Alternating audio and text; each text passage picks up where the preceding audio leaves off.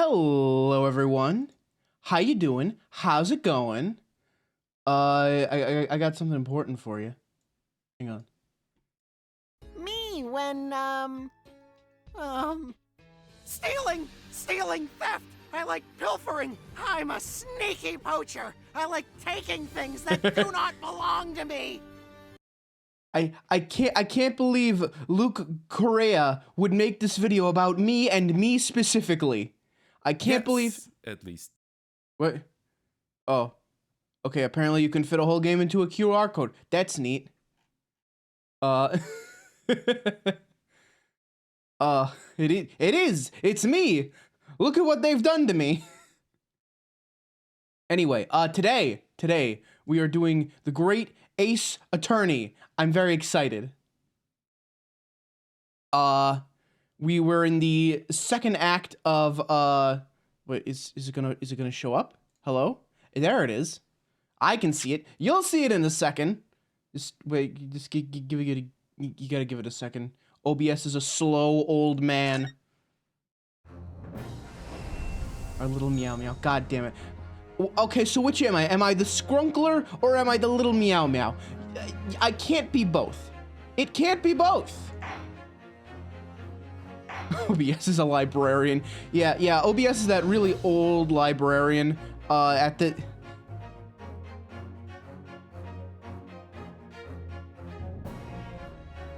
Utoki. What the fuck did you just say? What do you mean you're gonna fuck OBS? Is that based off the librarian thing or the old man thing? Utoki.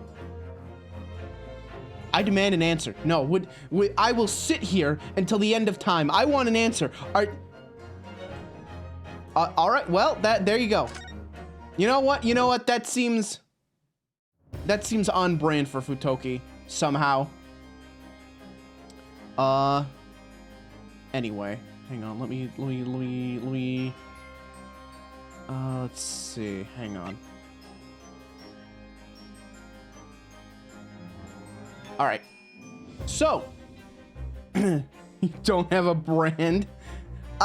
You do have a type though, and that is very much, yeah. You have a type, and it's pretty obvious. Let's see. Where are we going? I forget where the hell I'm going. Well, okay, well, Susato would tell me. No.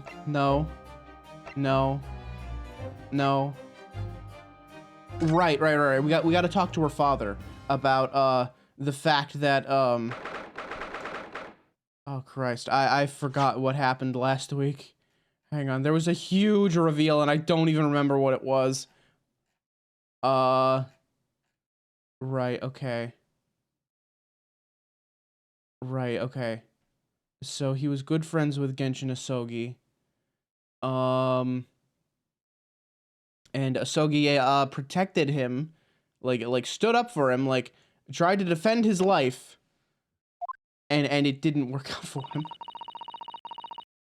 Hot man locked away for leg slamming crimes. Correct. Except this time the leg slam actually severed his spine.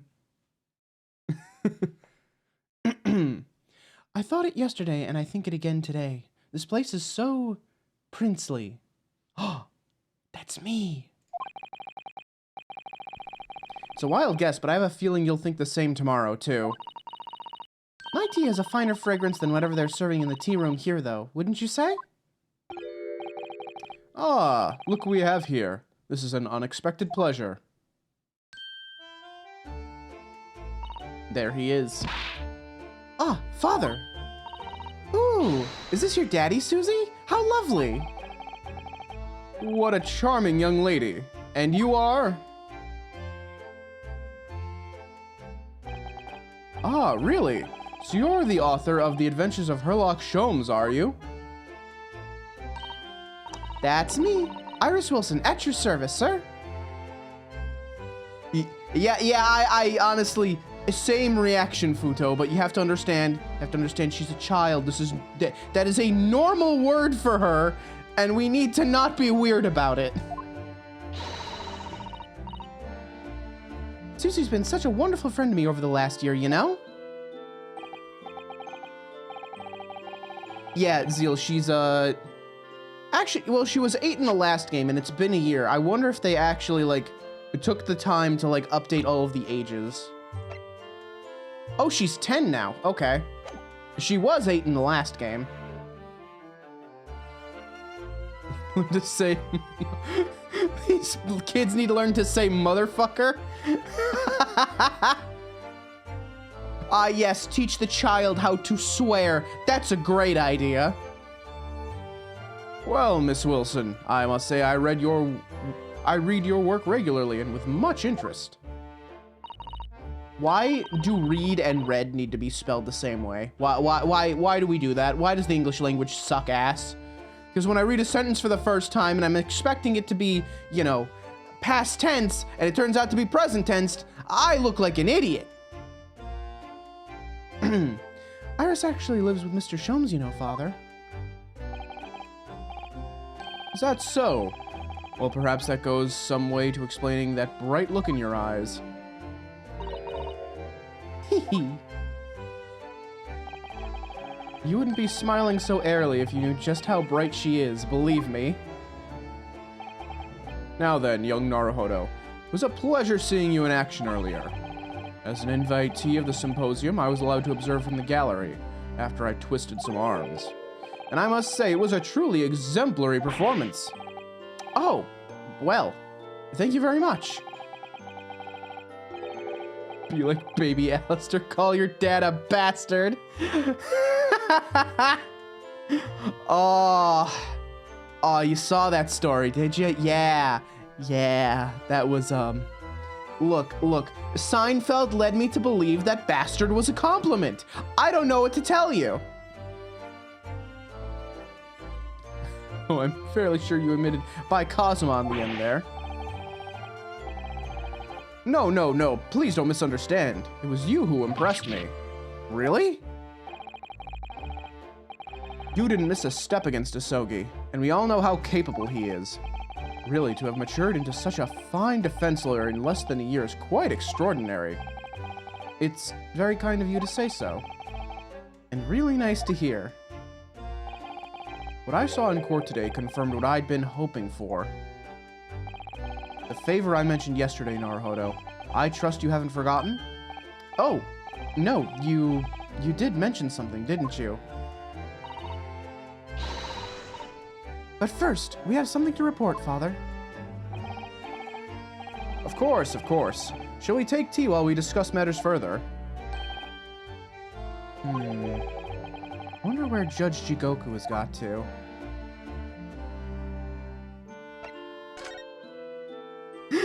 It means a clever person. Yeah, see? Rotten gets it. Father, do you know about the so-called Reaper of the Bailey? I've heard rumors. Some members of the judiciary explained it all to me yesterday. Of course, when I was a visiting student here in London, the Reaper was yet to emerge.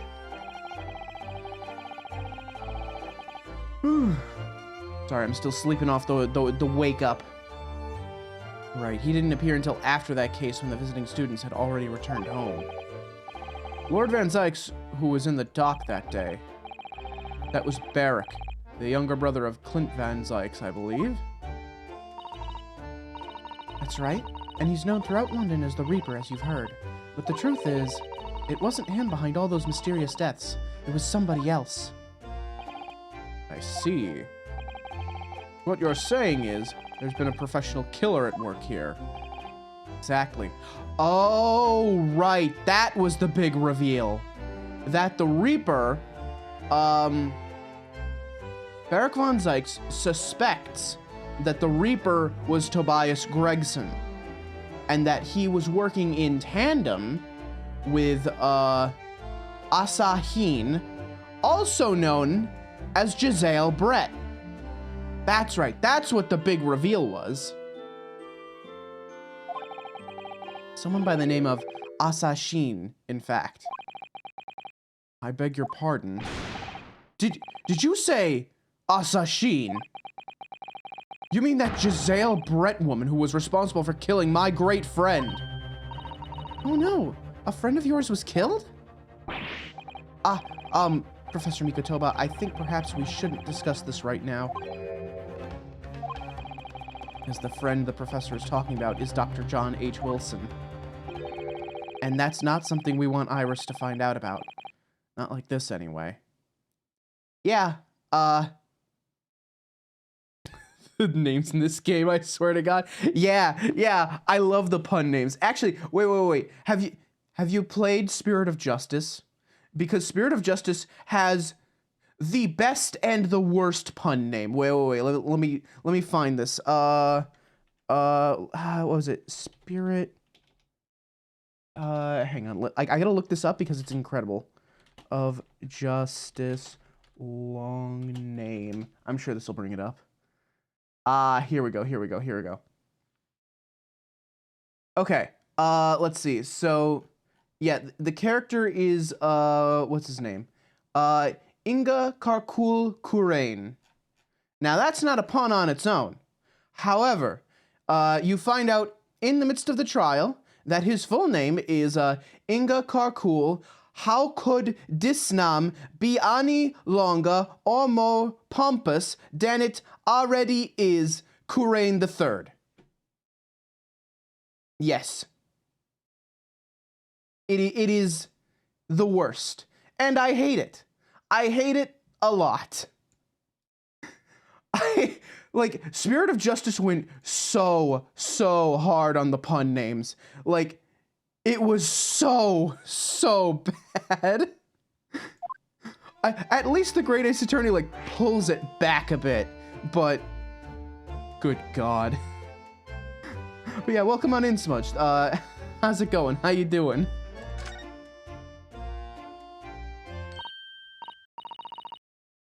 Oh, Futoki just got it, I see. Good job, Futoki. I've just remembered something. Biscuits. This hotel has the most delicious looking biscuits. That was rather out of the blue. She's doing this deliberately. I think I'll go and see if I can purchase some. I wonder, would you like to come too, Iris? Oh, yes. You just try to leave me behind. Okay, so now we can talk about John Wilson now. That girl is called Iris Wilson, is she? Yes, that's right. And she's the author of all those adventure stories starring the great detective Sholmes.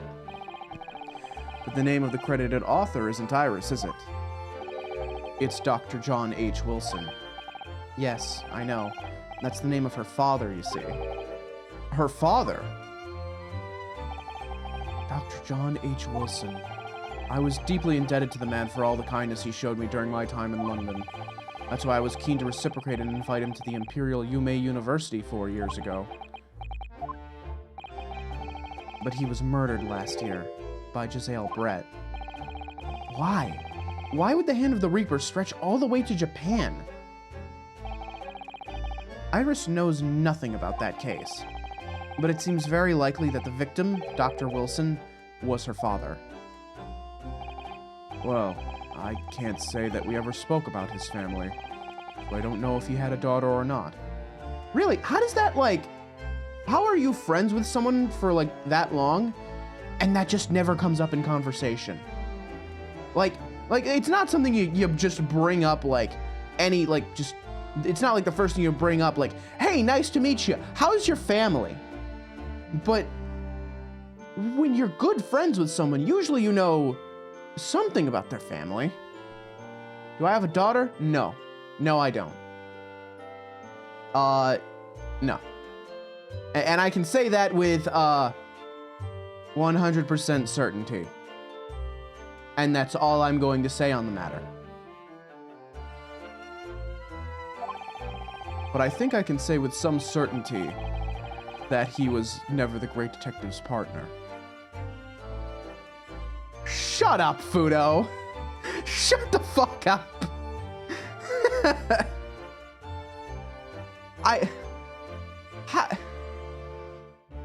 I was gonna ask, how's that gonna work? But honestly, I don't want to know. I just don't want to know. I think I can say with some certainty that he was never the great detective's partner. So, it could have been another Dr. Wilson, you think? Well, John and Wilson are both common names after all.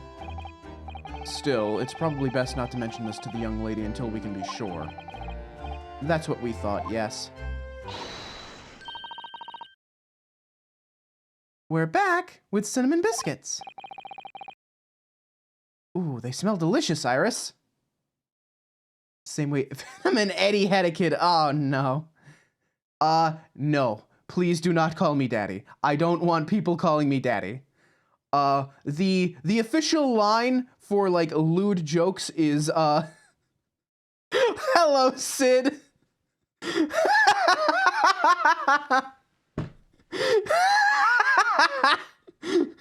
Yeah, please don't call me daddy. Oh, hi, Sid. Hi, welcome on in.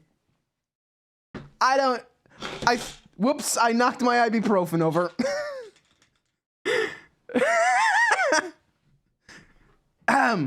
But yes, since I allow people to make lewd jokes at me, the official line is, number 1, please don't call me daddy. Number 2, don't be, like, explicit or infer that I have done things. Oh no, Sid doesn't even know about that arc yet, I don't think. Oh no. Oh, it's all coming apart. Oh, the facade, the mask is falling off. Let's go back to the fun detective game, yes? Yes, let's go. Oh no. It's all coming apart. It's everything. My entire life crashing down around me. All right, Sid, you take care. You have a good lurk. Have fun with D&D. I saw Freddy Fazbear on your Roll20. Good. At some point, remind me to show you Family Blood Feud, because that was an incredible Dungeons and Dragons moment if I ever had one. You can hit Rotten if you need me to. We'll hold that bonk for now. We'll hold the bonk for now. We'll come back to that later. I think cinnamon will go very well with the tea they serve here. Don't you, Susie? Yes, I'm sure you're right, Iris. Judge Jigoku. Talk to me about Judge Jigoku, please. Please, let's move on. Please. We don't need every stream to somehow come back to the topic of horsecock. It's every stream. I can't escape it anymore. I can't escape it. I will end this arc eventually. I know how I'm gonna do it too. Because the only way to end a running joke like this is to make the funniest version of the joke, so that no other joke can ever top it, and it becomes pointless to even mention. All right?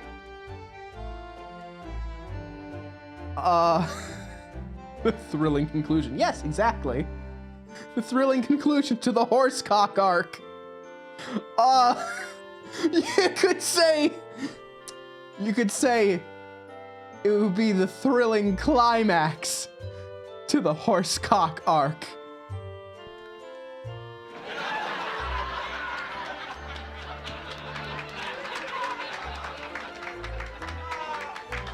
I'm dead inside.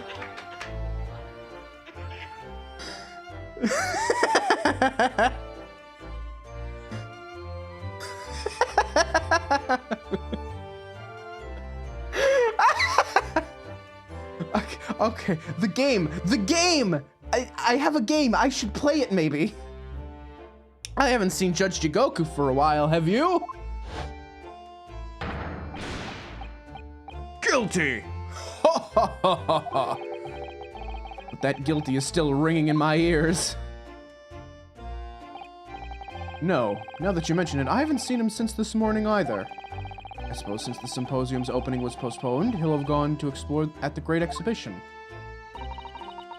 That reminds me of something you mentioned yesterday. About Judge Jigoku having once been in the dock himself? Ah, yes. It was all tied up with that accursed trial. The closed trial of Kazuma's father. Seishiro was trying to mitigate Genshin's guilt, so he took the stand to testify.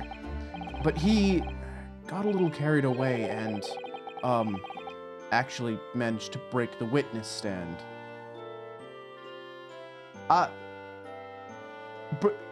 Break the witness stand? Oh my. He also said some contemptuous words about the British Empire, for which he was charged. Oh dear. Well, it's worryingly easy to imagine him doing that. Well, it was all right. It was all right in the end. He was acquitted and we returned home to Japan together. Thank goodness. Yes, speaking of Seishiro. I have a copy of the photograph we all took together here yesterday. Please. Aw, cute. Look at that. Let me just look over it, like, closely and carefully, just to make sure there's nothing suspicious about this. Because if this gets added to the court record, I'm gonna get real nervous. Oh, what a lovely picture. Certainly seems to shout, "We've arrived in Britain." Oh, no. Why are we adding this to the court record? Don't think I like that.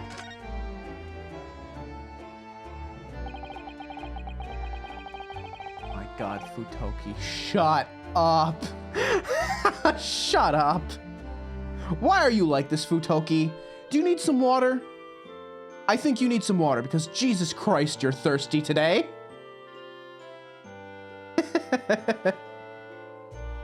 None of us had any idea what was coming when we took that, did we? No, that's so true.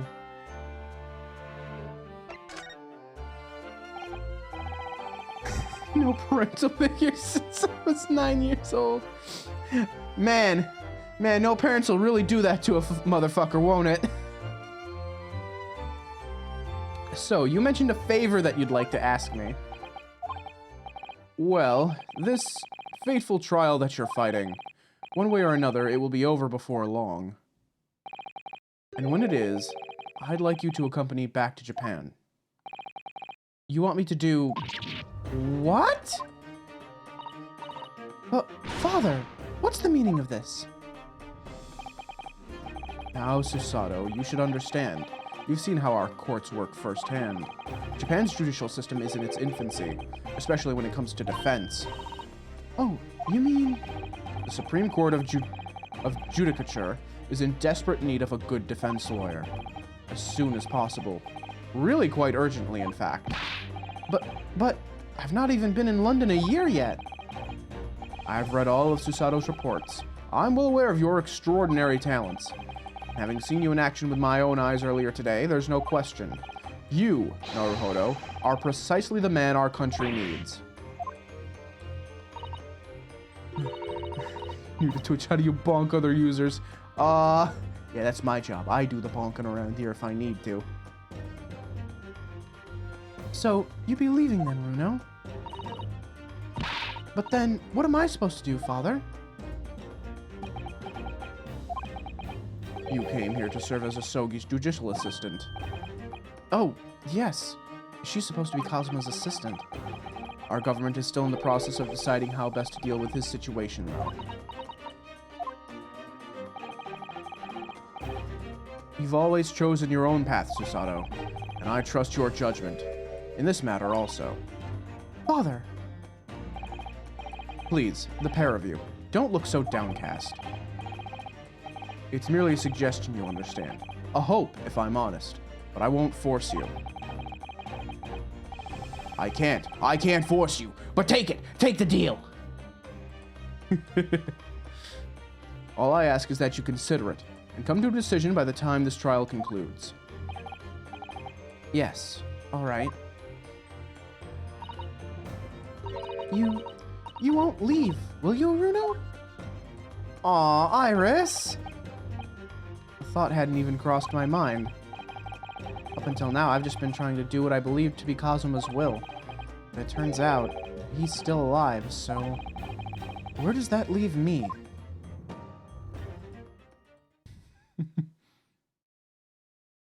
Don't ask Alistair to T-pose.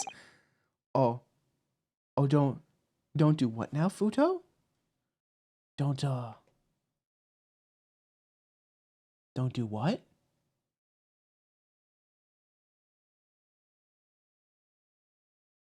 No, I will spare you this time, but I'm watching you. Well, if you'll excuse me now. I need to telegram government ministers and the Japanese police with this information about Asashin.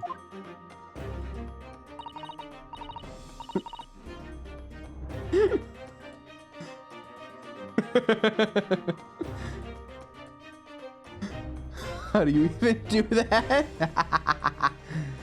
Oh, it's because I'm powerful. It's because I'm an alpha Chad. If you look down in the stream tags, you'll see that I have listed that I am a Chad. You'll see that. You'll see Chad in the tags. That's me. It's because I'm just that powerful. Of course, Father. Thank you. I look forward to next month's installment, Miss Wilson. Oh, good. And please, do come to Baker Street sometime, won't you? We'd love to entertain you. I would be delighted. Best of luck for tomorrow, Naruhodo. And give my suggestion your full consideration, won't you? Yes, I will. Going back home.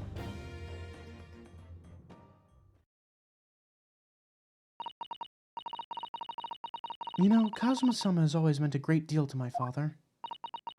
I'm sure he'd love the chance to meet with him and talk to him about all of this. Yes, no doubt.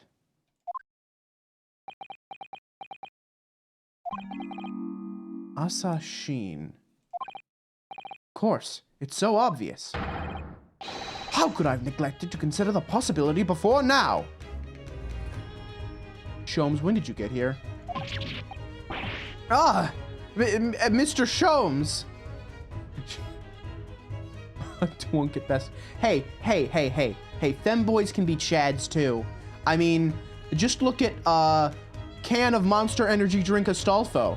That's a Chad if I've ever seen one.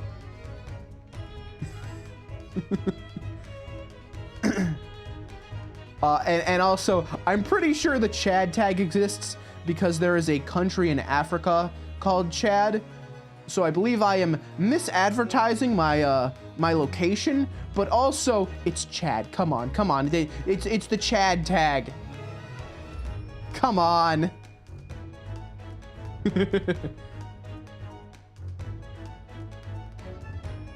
I see something missing. I must bonk for this.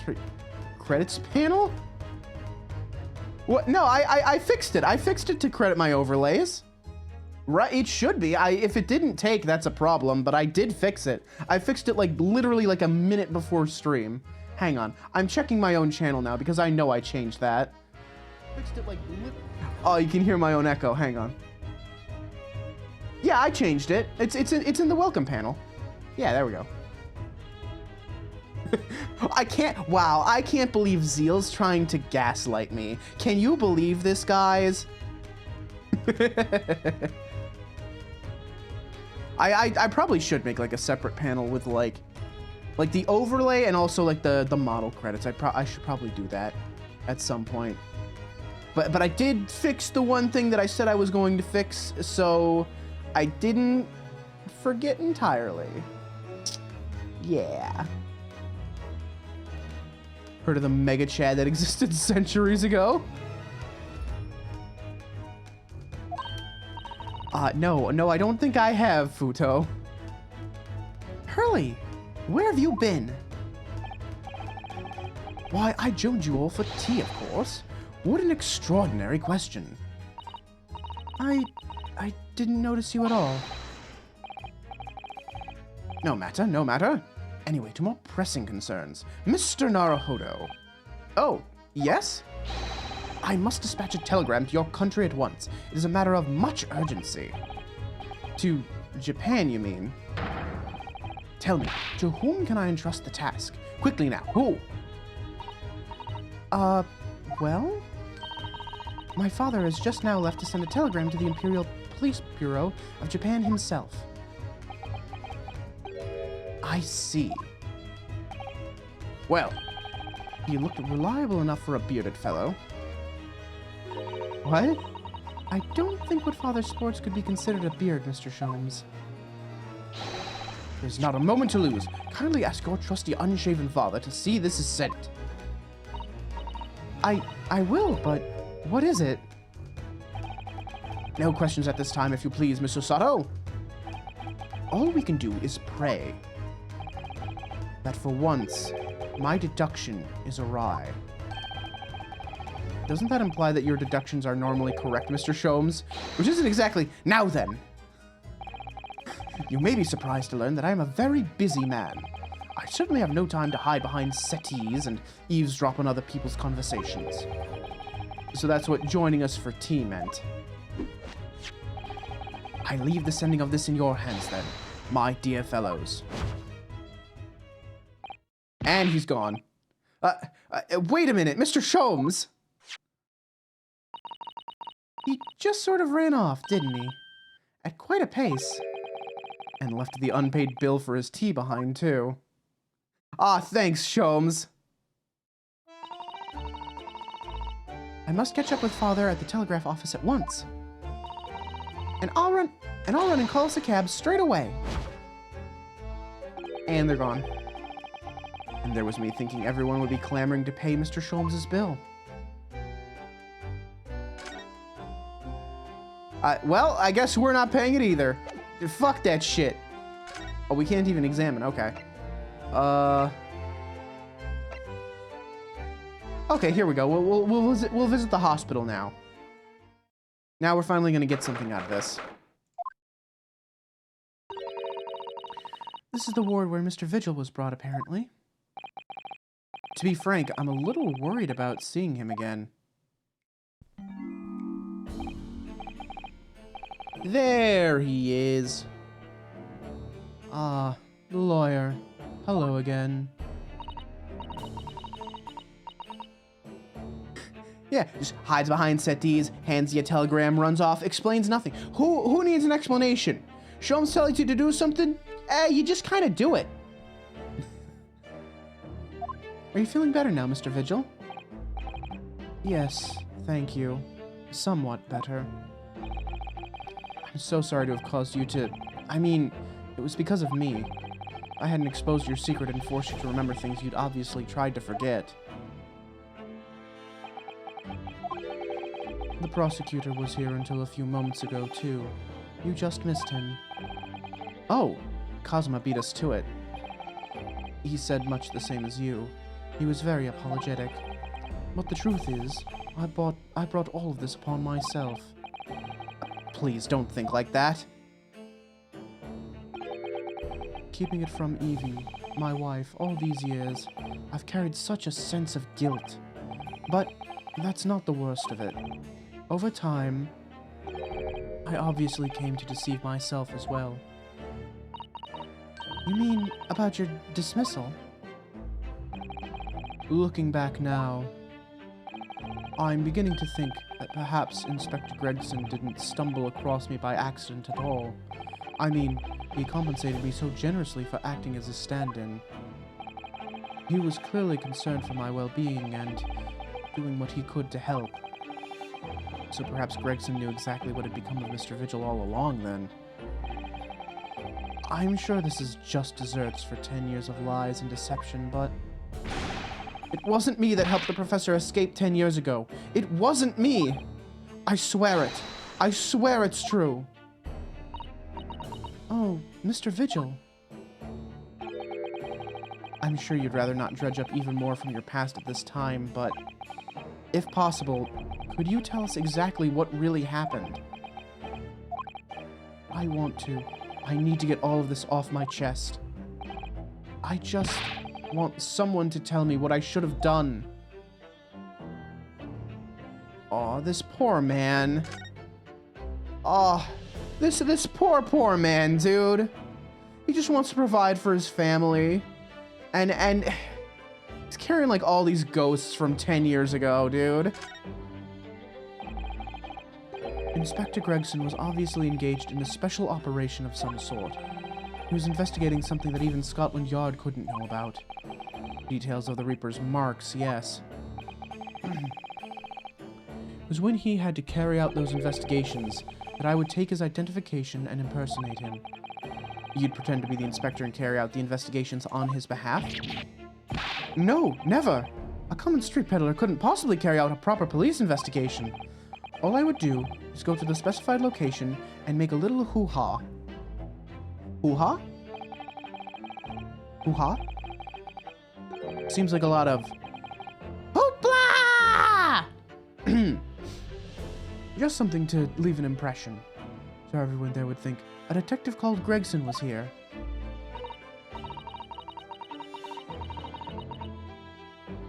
So, that's what you were doing on the day prior to the incident? I just want to know what I should have done as a thought that haunts me to my core. Yeah, I feel that. Yeah, I really feel that one. It's like, looking back, that didn't work out. What should I have done? I can't figure out what I should have done in that case. There's just a lot of times in life where it just seems like a no-win situation. Yes, he asked me to make an appearance at the park on Lime Street for the Red-Headed League event. So as usual, I flashed the inspector's identification around and was very vocal about my presence. But then you were taken prisoner by those red-headed fraudsters. Yes. So you would always make a point of showing Gregson's identification and generally being loud? That's what the inspector asked me to do, yes. Well, that's one way of becoming a legendary detective, I suppose. Not a good one, though. And as you know, I suffered this bruising around my neck at their hands. But the following day, they kept their word and released me. Without returning the inspector's identification to you, however. We had arranged to meet up in the Fresno Street room at 5 that day, so I could report back to the inspector. But at the agreed time, that's when I heard the gunshot.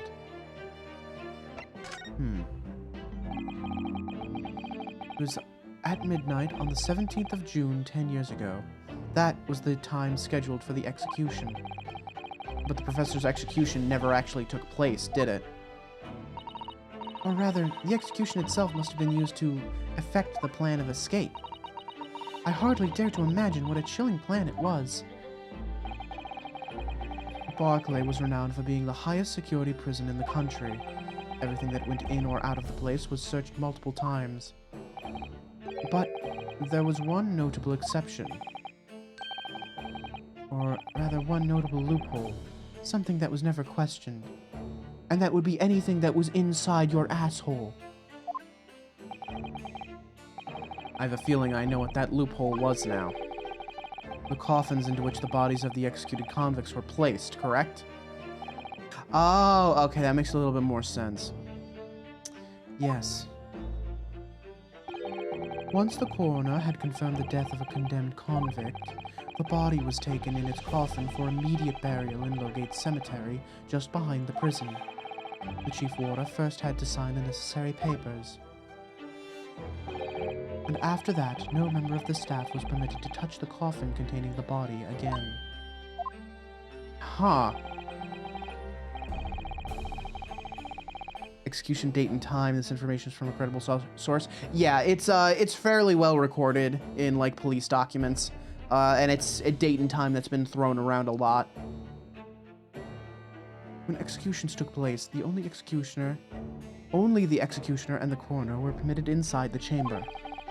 I would wait in the adjacent room for word that the condemned convict was dead. On that occasion, once I had that confirmation, I went to the mortuary to find a lone coffin as usual. The procedure was that I would sign the paperwork, having checked the coffin, then nail it shut. But for some reason that day, the coffin was already nailed shut.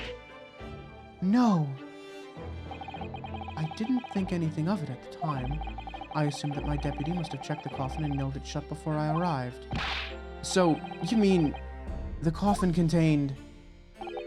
Yes, I can only imagine that Asogi, having escaped his execution somehow, was alive inside the coffin. The coffin was then taken out through the main gates and deposited in Lowgate Cemetery. Presumably there wouldn't have been enough air inside to breathe for long. So in the early hours following the burial, somebody dug up the coffin again to set Genshin free. But in the end, he was fatally shot in the graveyard anyway. What on earth really happened in Lowgate Cemetery that night, I wonder? I'm afraid I really don't know. All I can say with certainty are two things. Asogi couldn't possibly have escaped that way without some help from somebody working in the prison. And that somebody was not me. I mean, I think I believe him. I think he's at the point where he's like past trying to like lie to protect himself. I really think he didn't do it. Obviously, you knew the man then. The professor, I mean. Genshin Asogi. Yes, I remember him well, in fact. Would you mind telling us what you know? Well, having been condemned to death as he was, any contact I had with the man was short, obviously. But after that trial, which was carried out behind closed doors, attended only by elite members of the judiciary, they called for his execution to be carried out at the earliest possible opportunity. The outcome of the trial was set from the beginning, wasn't it? It was a time of delicate diplomacy, when Britain and Japan were in the process of signing an important treaty. That meant that this potentially destabilizing case had to be dealt with swiftly and discreetly. The man had less than a week in total. As I was the chief warder, I oversaw his short stay in the cells until his final hour. I remember being struck deeply by his noble character and incredible resilience. What do you mean exactly? He was a killer of many men, but he was always quiet and polite. He was a gentleman and a man of intellect. In fact, I couldn't bring myself to believe what he'd done, so I asked him one day. Those 5 members of the aristocracy whose lives were taken, were you really responsible? I'm guilty of the unforgivable crime of ending another human's life. Yes. Okay, but that's not a direct answer to your question, though. He killed someone, but yeah, I've been wondering about this for a while. I don't think Genshin's gonna turn out to actually be the professor. I think it's gonna turn out to be someone else. Oh.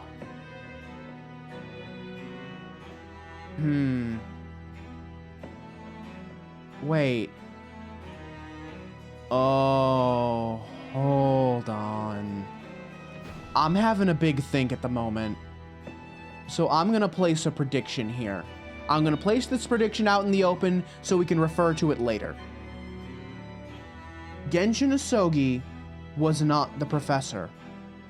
The professor was Clint von Zykes.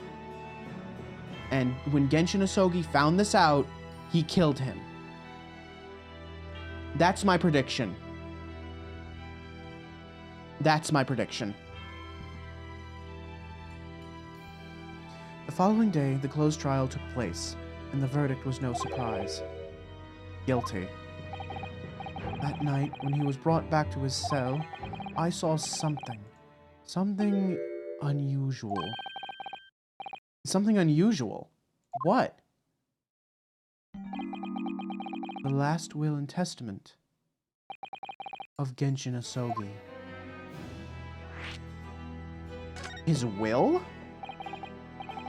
As I said, it was on the night following his trial, after he'd been found guilty.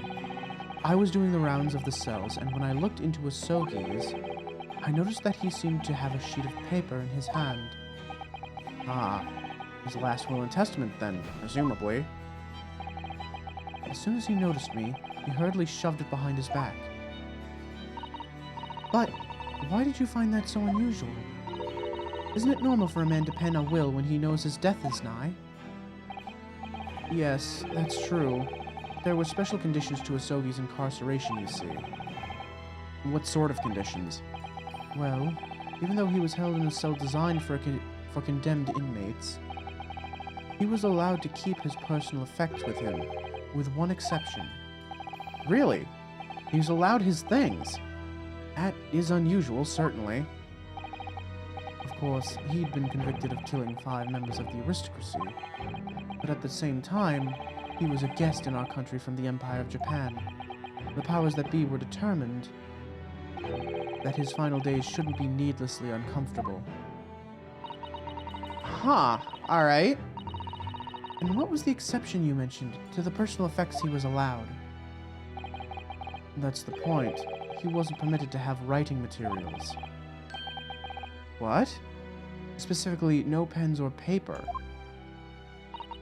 What? So, he was prevented from leaving any written record of what had happened to him. Yes, that was the long and short of it. I have no idea where he obtained that paper. Any writing materials would have been confiscated from him upon his incarceration. As I said, he hid the paper behind his back, and then he pleaded with me. What did you just hide behind your back? Please. Please turn a blind eye. This is my lifeline. But you know it's against the rules. You're the only person who's seen. You just agree to keep quiet. Alright then. But what's on that paper? A last will and testament. This will is the only weapon I have left now. Ah. How can a will be a weapon? So I decided to pretend I'd seen nothing and let him keep his will. But then later, it just seemed to vanish without a trace. What? What do you mean it vanished? It would seem that isn't the end of the story of this mysterious will. Where the fuck did the will go? I was the only person who saw Asogi's will, but somehow it disappeared. It was after Asogi's execution, which was actually an elaborate jailbreak. The warriors gathered up Asogi's possessions that were in his cell. They were all to be sent back to his family home in Japan, you see. The poor Kazuma-sama. And you're saying that it wasn't anywhere to be found among his personal effects? The will, I mean. That's right, though I didn't search through them myself. But Governor Kaiden was livid. He was screaming, "It can't have disappeared completely!" That doesn't quite make sense though, does it? In what way? Well, we'd understood that only Mr. Vigil was aware of the will's existence. In which case, how did the prison governor know to look for it? Oh, yes, you're right! I really don't know how he knew, but it certainly seemed as though he knew of the will's existence from the outset. Only he didn't refer to it as a will. What he said was, the Asogi Papers. The Asogi Papers. I really can't tell you anything of the subsequent events. Because, well, of what happened. Your dismissal, and the way you blocked it all from your memory. I'd forgotten all of this until today. I don't suppose it's relevant to the case, though. Well, anyway, thank you very much for sharing it with us, Mr. Vigil. We're very grateful. I'm afraid there's really little more I can tell you. My wife Evie will be here shortly, so I do hope I don't appear rude, but... No, not at all. Thank you again. What will become of you now?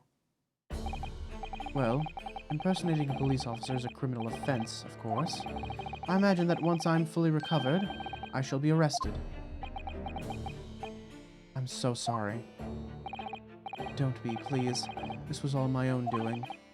I always knew that this day would come. This poor man. Well, I wish you well. Goodbye, Mr. Vigil. When's he gonna, like, see his wife? Oh. Ah! Before you go, there's just one thing. Oh, yes? What is it? The Asogi papers. Yeah? I'd be very grateful if you'd make no mention of the things I told you about them. Presumably for some good reason. My understanding that their very existence is a closely guarded secret. It became known that I'd remembered. Well, it could be rather troublesome, I think. I understand. Some sort of will that Genshin Asogi penned just before his death, which the man himself claimed was his last weapon. I wonder, perhaps it had something to do with his plan to escape. If there's anyone who might know more about a document that Cosmo's father left behind, it would be Mr. Vigil's governor. Then we know precisely where we must go. Back to Barclay Prison. Oh no. No, don't make me do the Scottish accent again. Oh no. Oh no. Wait, wrong prison. Hang on. That's right. Here we go.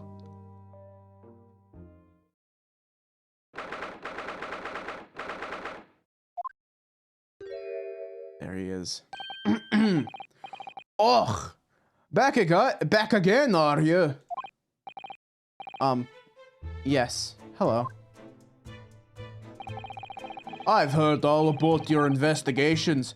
I read the report just now. You found him, eh, Vigil? Yes, luckily. Well, anywho, the laddie doesn't work here no more, so your case is not to do with Barclay. God, I fucking hate Scottish accents. I hate Scottish accents. I'm so bad at them. I wouldn't like you to get the wrong idea about that. Of course, yes. Mr. Vigil stopped working here 10 years ago now, so... Yes, we've seen his dismissal notice, haven't we? He was given the chop. The chop?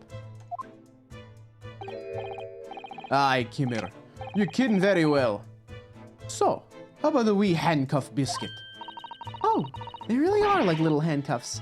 And as hard as irons, too. So, what's brought you doing here today?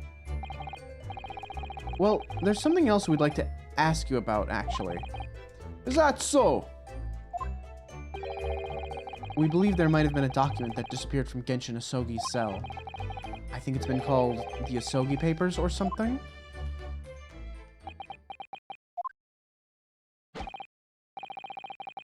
Did I not say?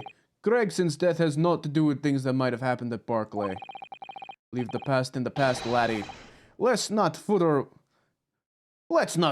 about with irrelevant details. His expressions changed completely. We're clearly onto something here. God, am I gonna have to watch Meet the Demo Man again just to learn how to do a Scottish accent? Or watch like a clip of like Fat Bastard from Austin Powers?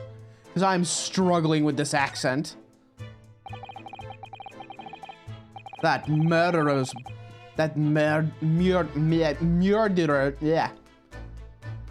murderer's botched execution and the whole miserable escape. They were Barclay's darkest hour, aye. A shocking embarrassment. Because the convict had a collaborator on the prison staff, you mean? Aye, for shame. The coroner who confirmed the death of the man after his execution, Courtney Scythe. And my chief warder at the time, Vigil, who was in charge of the whole affair. Mr. Vigil says he didn't know anything about it. A rascal would nay say otherwise, eh? More handcuffs. Oh, how could I say no? You can never have too much iron in your diet. When Mr. Vigil was handed his dismissal notice as a result of what had happened, he was so despairing he jumped out your office window, didn't he? I didn't like to say it, but that's just the Vigil trying to get out of it. Do you not think he would nay have jumped from the shock of his crimes being exposed, eh? I do. You would nay say otherwise, though, would you? Of course I can nay shun all responsibility myself. I should nay have let him deceive me. Actually, there's barely anybody that kens what went on at the time now. With Gregson having been murdered, and Dr. Scythe forbidden from having any visitors. No visitors? Someone obviously doesn't want her giving anything away. Well, we're not going home empty-handed. And I would nae dream of sending you packing with naught, Kimmer. Here, take a handcuff or two. Oh, well, it would be rude to say no. Would want to become anemic. I suppose if there's anybody who might still ken about what happened back then, it'd be that lass from the forensic division, Maria Gori. Maria Gori? So I have a friend who I think, like just by the name alone, I think I have a friend who would really, really like that. And if the aesthetic is what I'm expecting like goth and maybe bloody. Aye, Scythe's daughter. She didn't have no more, just the one. Oh, we've met her. I don't remember what she looks like though. But the wee bairns followed her in her mam's footsteps. You didn't ever see her without a scalpel in her hand. Ah. Oh, that's right, she had a mask on. Mama, what is this? Where did she spring from? And did you just call the doctor Mama? Dr. Scythe's daughter, Maria Gori. We could do with talking to her. So, she's Dr. Scythe's daughter, but her surname is Gori? Aye, there's some family history, I'm sure, but I didn't ken the ins and outs of it. She grew up watching her mom working with the bodies of folk who died in strange circumstances. Decided to do the same with her own life. I can't understand it myself. Perhaps she was driven by a deep respect for her mother. Perhaps. Anywho, she was in charge of Gregson's autopsy, I believe. Right, and the coroner responsible for this incomplete report. Someone told me once that the world was going to roll me, and that I ain't the sharpest tool in the shed. Somebody told me once that the wee lassie always loved her mom's stories about cutting up bodies. There's even a rumor that she used to listen to the funeral march as a lullaby. Jesus. Well then perhaps her mother might have told her about the autopsy from the case 10 years ago. I'd say there's a fighting chance at least. After all, it was a life-changing case for all of us. Really need to speak with Miss Gori herself about this, I think. Well, thank you very much. I'm not happy about any part of this. It took years for Londoners to finally forget the whole professor business. Can you not give up on this, laddie? Stop asking pointless questions. I'm sorry. I don't like dredging up these painful memories for everyone. Can you not just stay away, now? Stay away, now. Leave me alone and dinna come back here, eh? After I ask you about the Asogi papers. How do you come to ken about that, laddie? There's no many folks even here in the prison who've heard of those papers. Well, I can't tell Mr. Vigil told me. I'm afraid our sources must remain confidential, sir. We've been led to believe that the papers are actually a last will and testament. Is that right? The professor's, or rather Genshin Asogi's...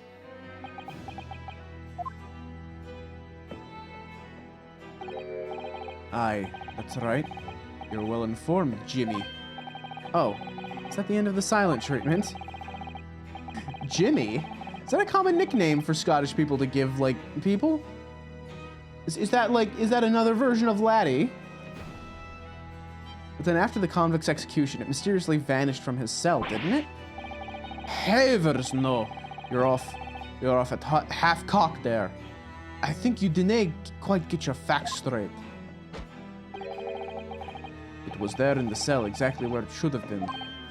Oh, not what we heard elsewhere. Let me just have a wee hawk around here. I'm sure I can find it. Aye, here ye are. See? Last will and testament of Genshin Asogi, written with a calligraphy brush. Of course, I can read a word of those Japanese squigglies.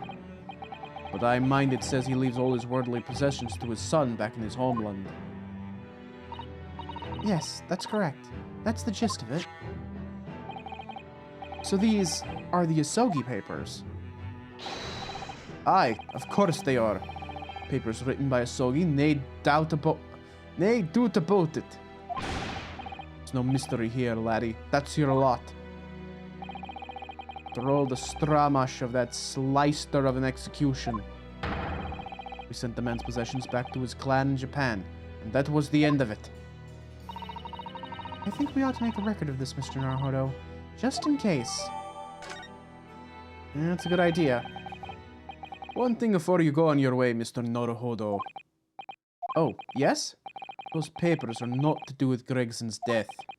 I'd prefer it if you didn't make no mention of them outside this office. Or rather, I would nay just prefer it. Consider it an order from the highest levels of our government. I understand. Ooh. There's something, like, real suspicious about those papers. Like, really suspicious. Let's see.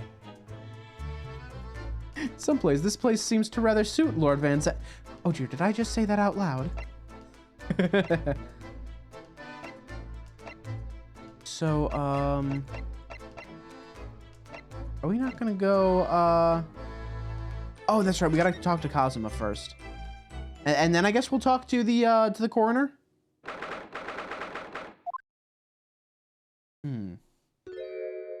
There's our boy! Kazuma.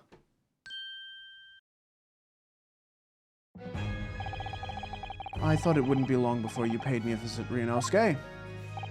I was right about what I said, wasn't I? Sorry? That you have all the makings of a great defense lawyer? Well, I always believed that you'd fulfill your dream of advocating in the British courts. Just never imagined for 1 second that it would be as a prosecutor. Seeing you stand in a foreign courtroom so gallantly realizing your dream, Kazuma-sama, I'm truly happy for you. I'm truly thankful to you, Judicial Assistant Mikotoba. Ryunosuke, I always thought it would be fun for you and I to shake up the British legal system a little together. This isn't quite how I envisioned it, but I suppose it's just another twist of fate. I've learned a lot of things during my time in London. About how Susato-san's father was himself a visiting student here once, along with Judge Jigoku, and about what happened with your father. Then you'll have no difficulty understanding why I had no choice, why I had to find a way to get to Britain as a visiting student myself. I want to hear it from you, Kazuma. As you wish, Ryunosuke Naruhodo.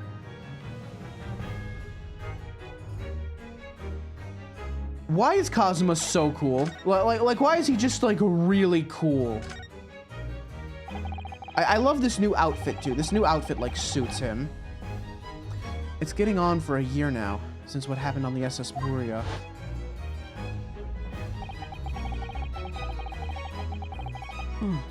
We were heading across the oceans from Japan to Great Britain, when a bizarre series A bizarre series of coincidences? Spelling errors in my visual novel? My immersion is ruined? When a bizarre series of coincidences led to those tragic events, I thought I'd lost my best friend forever.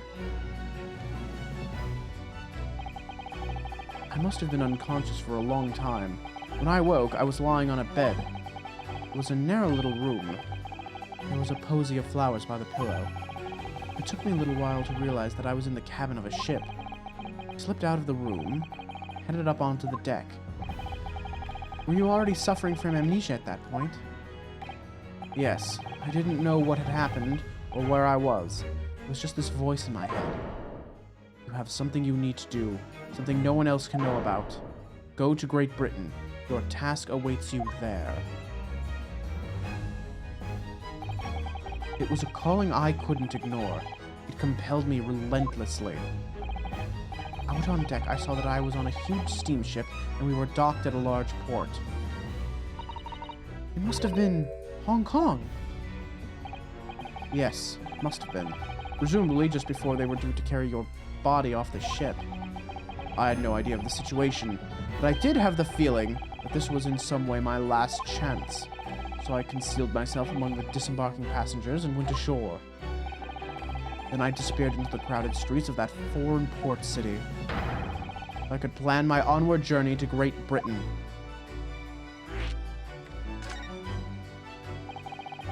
Just under a year ago, with all my past memories lost to me, I was left behind in Hong Kong. Everything was foreign to me. The sights, the sounds, the smells. My head reeled. I was truly at a loss. I realized now that I'd escaped as a dead man, with nothing but the clothes on my back. No money, of course. And no bitches! Oh, how terrifying for you.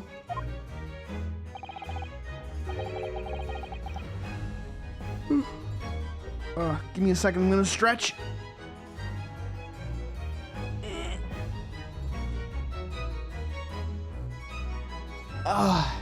Okay, that was a good stretch. Ooh.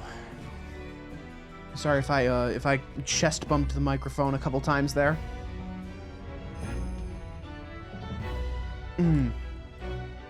Luckily, though, I had two feathers in my cap. One being your knowledge of English, I suppose. That's right. And on the back of that, I was able to pick up some work as a deckhand on a cargo ship. Eventually, after calling at countless ports, I finally arrived at Dover. It must have been some 3 months ago now. Your formidable tenacity of purpose showing itself again. I mean, the man had lost his memory and had literally nothing to his name, but he still managed to make his way to London on the opposite side of the world. Of course, I had no idea why I'd moved heaven and earth to get here at that point. So, how did you end up becoming Lord Van Zykes' apprentice, then? That can only be called an extraordinary stroke of luck, really. You see, I was stopped at the border because I had no papers. They took me straight to Scotland Yard. And by sheer coincidence, Lord Strongheart was there to attend a meeting. That's when the second feather in my cap came into play. Would that have been your knowledge of the law? Yes, exactly. Lord Strongheart was curious about an Easterner with intimate knowledge of British law. He took me back with him to the Supreme Court and assigned me to the prosecutor's office. And then 9 days ago...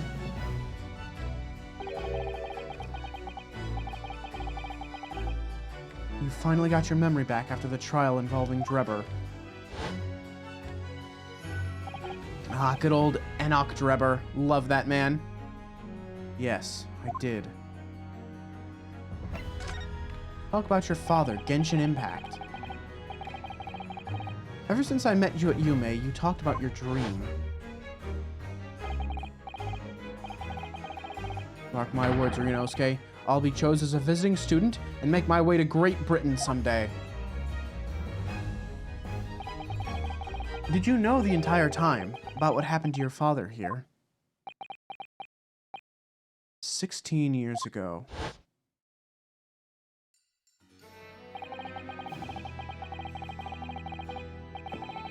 My father left on that exciting trip to Great Britain. I was just a boy. We took a photograph together the day before his departure. It's my last memory of him.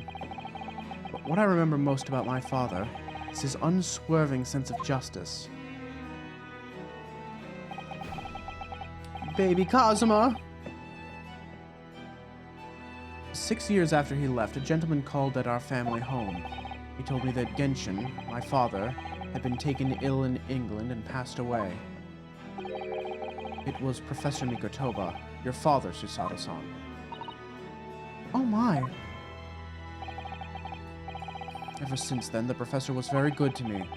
Even helped to fund my university education at Yume. I'll be forever in his debt. But nevertheless, I just couldn't bring myself to believe what he'd told me. Oh.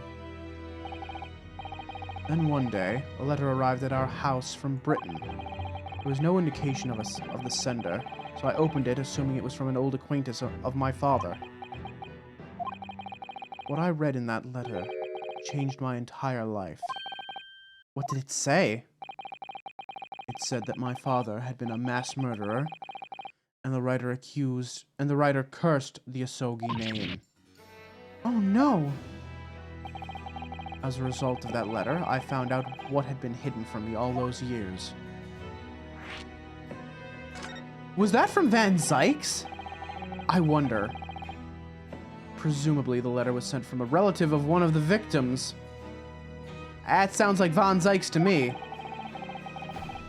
If whoever it was had been a member of the judiciary, he could have been present at the closed trial. The letter revealed that my father had been sentenced to death, executed for being a killer. I'm so sorry you had to find out that way. I imagine the British government did its very best to silence whoever sent that letter. Someone who knew the truth and couldn't bear the resentment was always going to be a problem. But still, it could have been written by anyone. Why would you believe such a thing? Hate mail, old as time.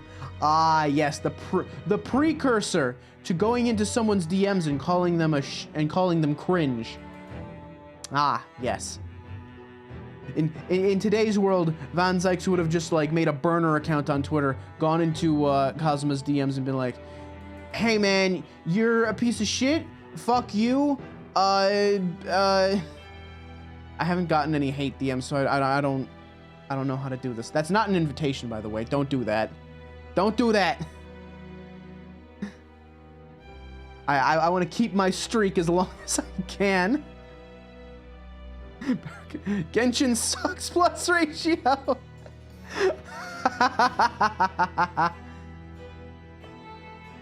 Ah, yeah. Barak hates Genshin.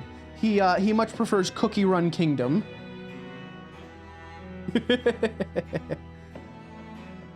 still, could have been written by anyone. Why would you believe such a thing? There was a newspaper cutting included with the letter. It was the first I'd ever heard of the professor and his terrible killing spree.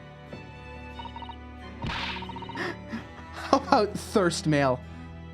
Fine, I will allow love mail and thirst mail. I will allow that. Oh no. Oh no. So let's see. What have we nailed down about Van Zykes? Van Zykes is number 1, Team Jacob, and number 2, he plays Cookie Run Kingdom. Oh Christ. Oh God. What?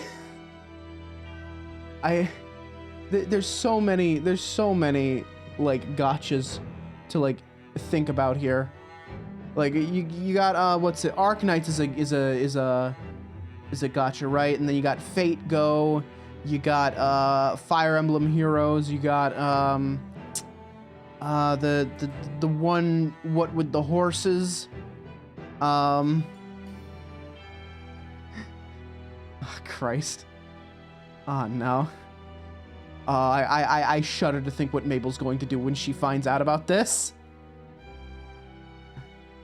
What did my father have to say about the letter? I couldn't bring myself to show it to him. What? Uh-oh. I've frozen because I forgot to plug my phone in. There we go. I got a low battery message. Man, I haven't done that in a while. What? Why not? Because he deliberately concealed the truth from me by telling me my father was taken by a fatal illness. That couldn't have been easy for him, and he'd done it out of consideration for my feelings. So, instead, I showed the letter to Judge Jigoku. Ah, to the other visiting student. He faltered for the briefest of moments, but then he just laughed the letter off. In that moment, I saw it on his face. He was undeniably shocked, shaken momentarily before recovering his poise.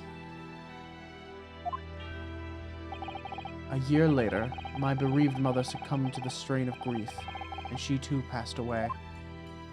Oh, that's when I made up my mind that one day, without fail, I would cross the seas to Britain and seek the truth for myself. The truth about my father, Genshin Asogi. And I wouldn't let anyone stand in my way. Oh, Kazuma-sama.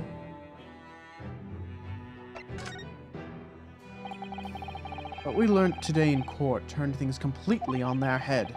It was an impressive piece of lawyering, Ryunosuke Naruhodo. Lord Van Zykes isn't the Reaper, you know. I almost don't want to believe it myself, but it turns out that Inspector Gregson himself, the victim, was. It's clear that the Inspector was behind the Reaper's activity all along. What? You mean you knew? The real question is, who's been giving orders to the Inspector? Yes, Barak Von Zykes is the real Reaper. And I know that 10 years ago it was him who decided my father must be a mass murderer and sent him to his grave. No!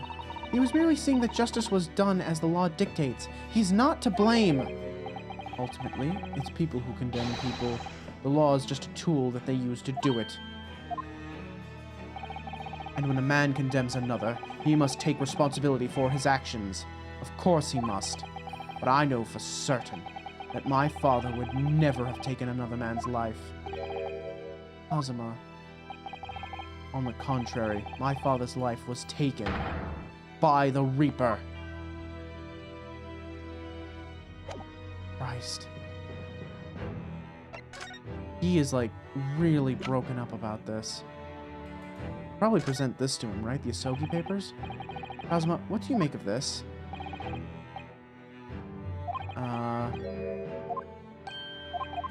Okay, so he doesn't seem to want to talk about... Yeah, he doesn't really want to talk about any evidence right now. Okay. Fair. Fair.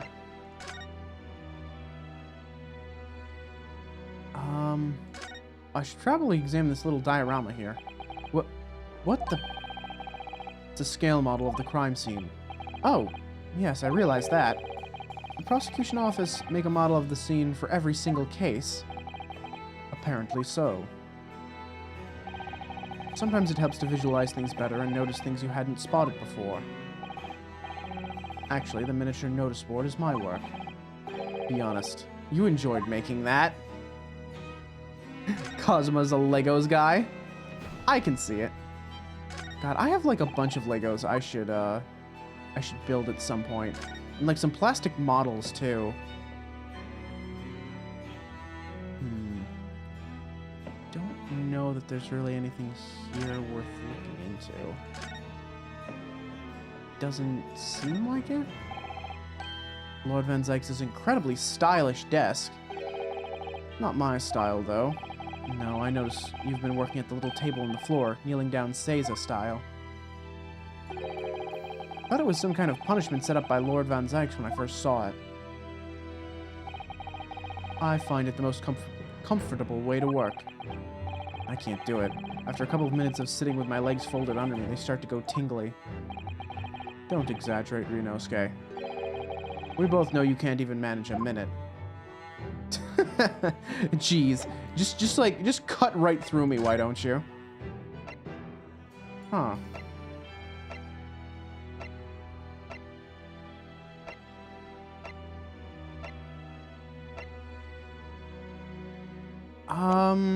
Okay, so apparently we haven't finished here.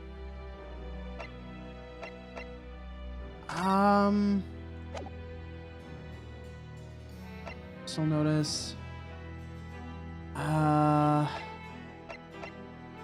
don't know what to make of this. What,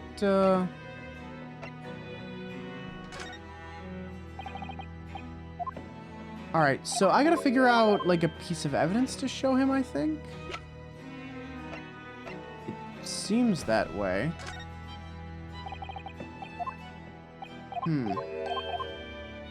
Like, I exhausted all of the conversation options, right? Yes. Maybe there's something in here I need to examine? Could be. Do you know who the man in the portrait is? Why would I? What? But you're Lord Van Zykes' apprentice. Yes, apprentice, not friend. And during the time I was suffering from amnesia, I didn't even notice that picture. Oh, really? I mean, it's not the smallest picture. I wouldn't have the first idea what the man decorates his office with. Damn, alright. Mildly rude, but okay. Casks floor to ceiling, just like the last time we were here. Hollowed barrels, I suppose. They're arranged according to vintage, flavor, and region. Every week, they're all taken out and put back in order. What? Every week? Lord Van Zykes can't seem to settle on the perfect way of arranging them, you see. Vintage, flavor, and region don't neatly coincide. That's the trouble. Gosh, being his apprentice must be a real challenge. Actually, no. Oh? He considers the task too important to entrust to anybody else, so he does it entirely on his own. So he's a barrel of laughs here and in court, then. Oh, shut up, Ryunosuke. Shut up. Bats, bats, we are the bats. Ah! You disturbed the bats, did you? Fitting companions of Lord Van Zykes, wouldn't you say? Actually, I've seen things flying in Lord Strongheart's office, too. Doves, I think. Perhaps you have to like birds to attain rank in the judiciary here. Though bats aren't birds, of course. How about a sparrow for you? What's that supposed to mean?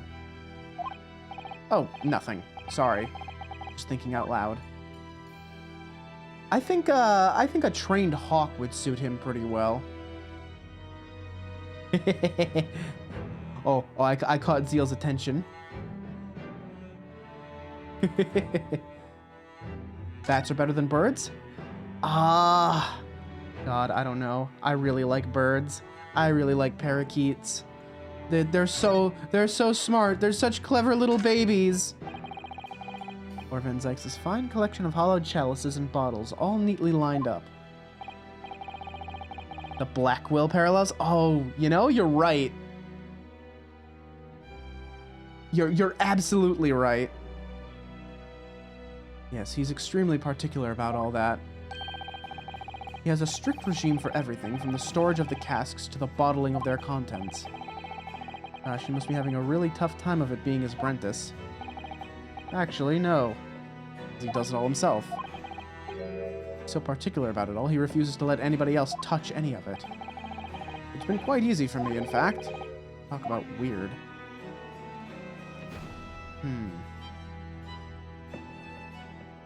Is there anything else here? Because if I haven't asked everything I need to ask, then either there's an investigation point that I'm missing, or it's a piece of evidence, and I'm not really sure what evidence he wants to see.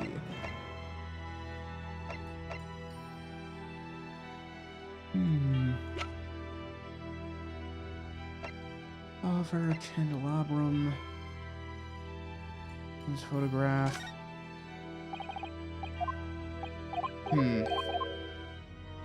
That's not it. Oh, maybe the autopsy report. Yeah, here we go. This came up in the trial, didn't it? As something a little dubious, I mean. The fact that no time of death was recorded on Inspector Gregson's autopsy report. Yes, there was some unexpected turns in the courtroom earlier. The suggestion you came up with certainly took everyone by surprise. The idea that the victim died the previous day at some other location is quite something. Well, considering when the pocket watch had stopped and the scorch marks on the candle, certainly a distinct possibility. The evidence and the scene both point to it. Be honest, it bothered me too.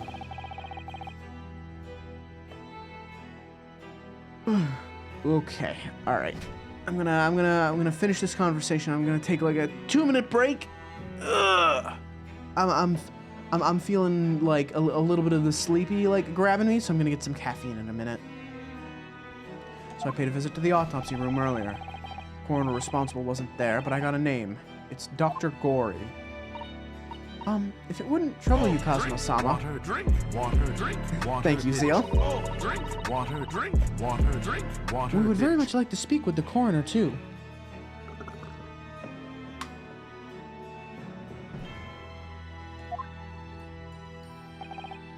Of course. The last thing I want is for anything to be brushed under the carpet. Scotland Yard's autopsy laboratory is behind Lowgate Cemetery. Lowgate Cemetery? By Barclay Prison, you mean? Ah, you know it, do you? The prison where my father was incarcerated and robbed of his life. Kazuma-sama. Well, thank you. We'll pay a visit to the laboratory later today.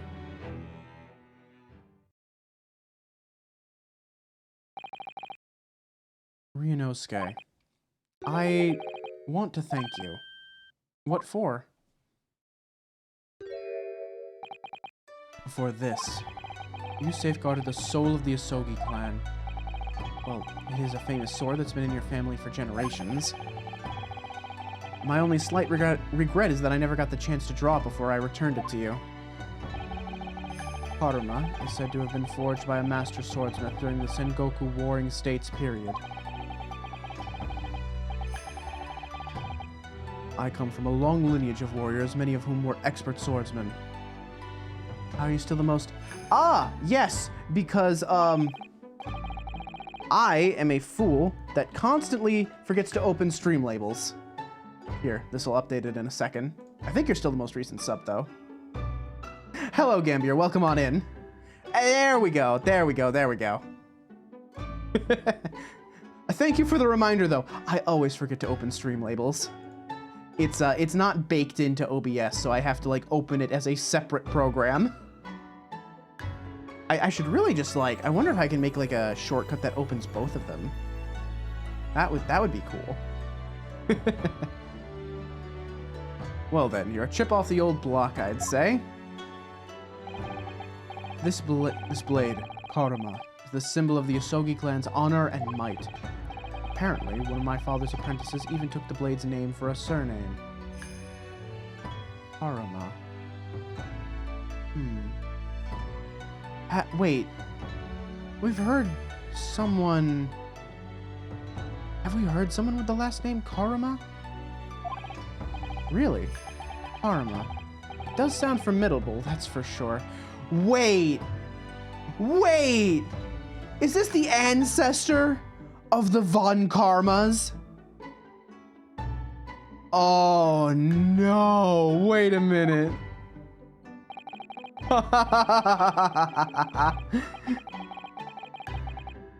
16 years ago, when my father was a visiting student here in London, he had this sword forever at his side. Which is why it means so much to me to have it by my side again now, too. And that is all thanks to you. It was an honor. Wait, have we met someone with the last name Karuma? I don't think we have, but I think the illusion here is that this is... Oh, fuck me. That's where the Von Karmas got their name. God damn it. The ancestor to the Von Karma lineage. Now, I have preparations to make for tomorrow. Perhaps I said a little too much. Kazuma, you've changed. No, Ryunosuke. I haven't changed at all. It's you who's changed. I can completely understand your resentment of Lord Van Zykes given what happened. But the fact is, those events in this case are, well, unrelated. Is that what you want to say? How can you be so sure? What do you mean? Never mind. That man is the Reaper, and it's for that reason that the Inspector was killed. I'm going to prove as much in court tomorrow, by whatever means necessary. I can't let you do that, Kazuma. I know you'll do what you have to as a lawyer, but I'm sure I don't need to tell you that I won't be taking any prisoners in the courtroom. I would expect nothing less. Until tomorrow, then, in the Old Bailey. Alright, so I'm going to BRB, like, real quick to get me a little caffeine. Alright? Don't go nowhere. I will be right back.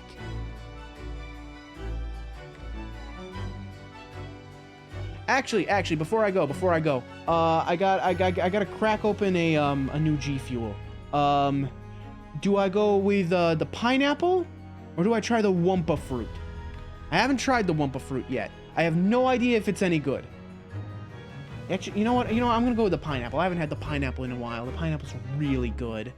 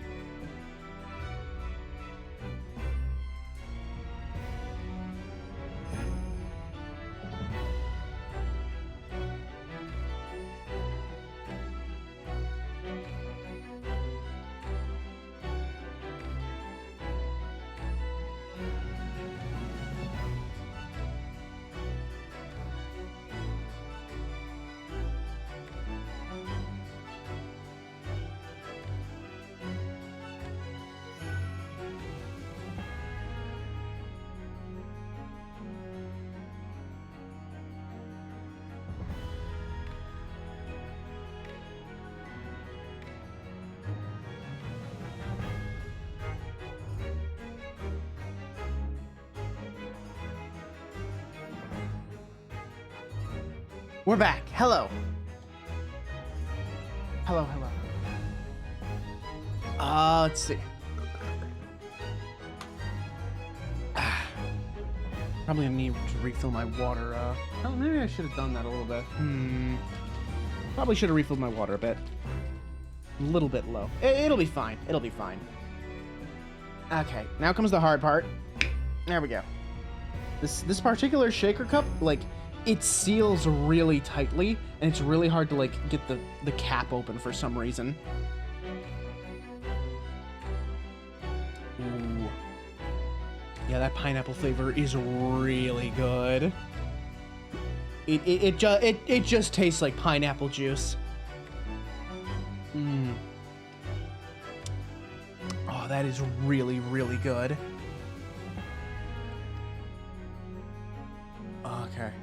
I got like a bunch of tubs here that I haven't like tried just yet because I like to work my way through the tubs before I like crack open new ones.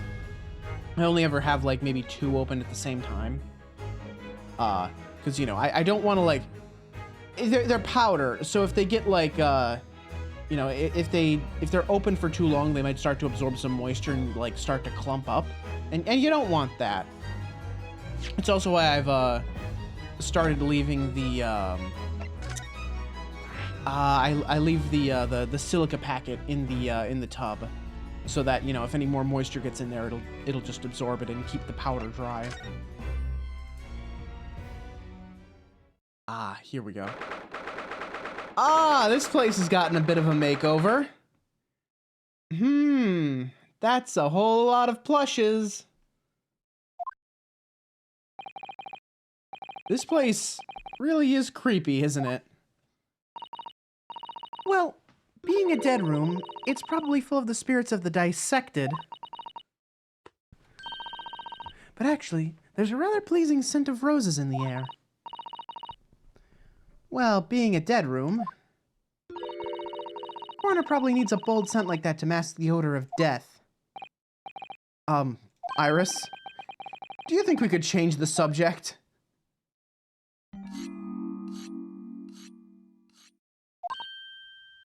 What was that? Bedroom goals. Yeah, for Rod, yeah, for you, I'm sure. I'm absolutely certain. You got your kind of like macabre dolls. You got a skeleton. You got a plague doctor mask. You got, you know, a dissection table.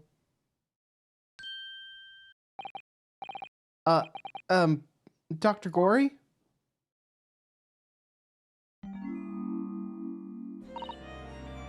What? That noise before. That's a cleaver! I was sharpening my tools. I'd be dead meat if I didn't keep a perfectly keen edge on them. Right. When following the collagen fibers in the dermis, an expertly sharpened scalpel cuts like cheese. Would you like a demonstration? Oh, yes, please. I'd love to see. Then, I think you'll do nicely.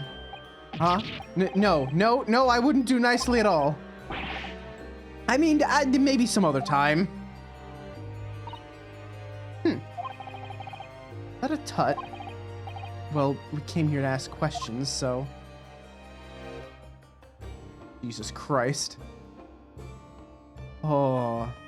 So let's see, this is, this was Dr. Scythe's daughter? Oh, we get to see her face here. Oh, wow, she is pretty. Holy shit.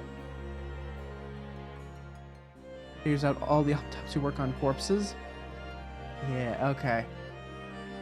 So, remember when I said I had a friend that would absolutely adore her?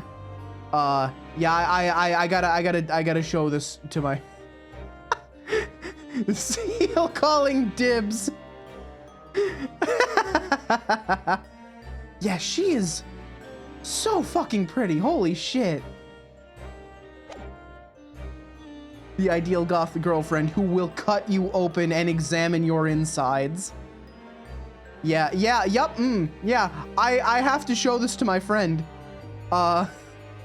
She is going to, like, lose her shit when she sees, this woman here.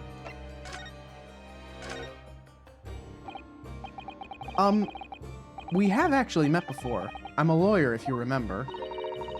You're not dead yet? What? So Mama said I wasn't to cut you open. She's so strict about things like that. Well, good. Dr. Scythe has some scruples, at least. Oh dear. It looks like she's not interested in talking to us, for the time being anyway. Time being? You mean, until we die? Hope that's a way off. Is it Unamused? No. Unamused has played this game. Unamused already knows about all these characters. This is someone who hasn't, like, played any of these games. It's not someone any of you know, I don't think.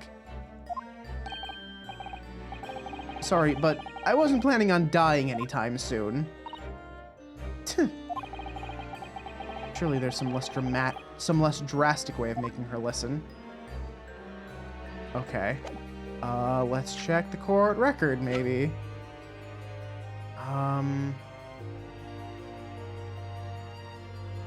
Oh wait, I gotta actually, like, hit the present button. This maybe? Don't forget, you're responsible for putting my mama in jail. Why should I help you? Fair point. Let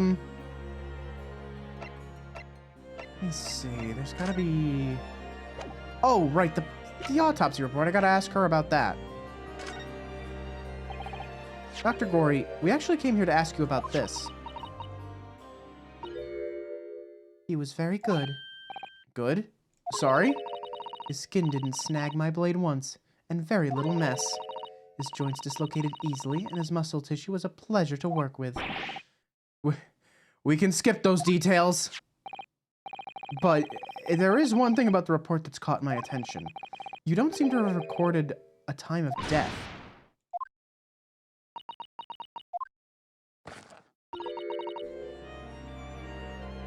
There she is. Wow, she's pretty. That's not my fault. Oh, that made me jump. Then please, tell us what happened. Here we go. So, why doesn't this autopsy report include the victim's time of death then? It's really the most crucial detail. I was told not to write it. What? By whom? Male Strongheart, the Lord Chief Justice. He came here. Lord Strongheart came? Lord Strongheart came? Bow, wow, wow, wow, wow, wow. I'm willing to bet none of you understand what the hell I'm referencing, so I'm going to bring this up right now. Hang on. Hang on. What? Oh. I didn't want that. Cyberpunk. Let me see if I can find it. Yeah. Here we go. If I need your body, I'll fucking... Dick. Why do you come? Welcome. In 2077, what makes someone a criminal? Getting caught.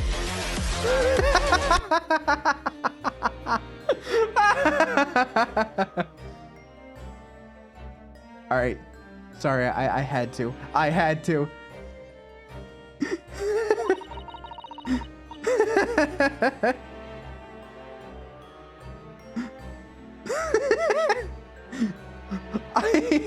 I fucking love that so much. Lord Strongheart came. No. I can't do it, but now you understand. Now you understand my brain worms. Aren't I a criminal? Yeah, but it's not 2077, so shut up. He said that from the witness statements about the gunshot and the other evidence, it was obvious. The man clearly died at 5 p.m. on 1st November when the gunshot was heard. But that's not the time of death you wrote on the report. You didn't write anything. Was there some reason you didn't include it? Dr. Gory, if you're hiding something under Lord Strongheart's instructions, then sooner or later, you're going to go the same way as your mother. Give it here, then. Hmm? She's scribbling so furiously.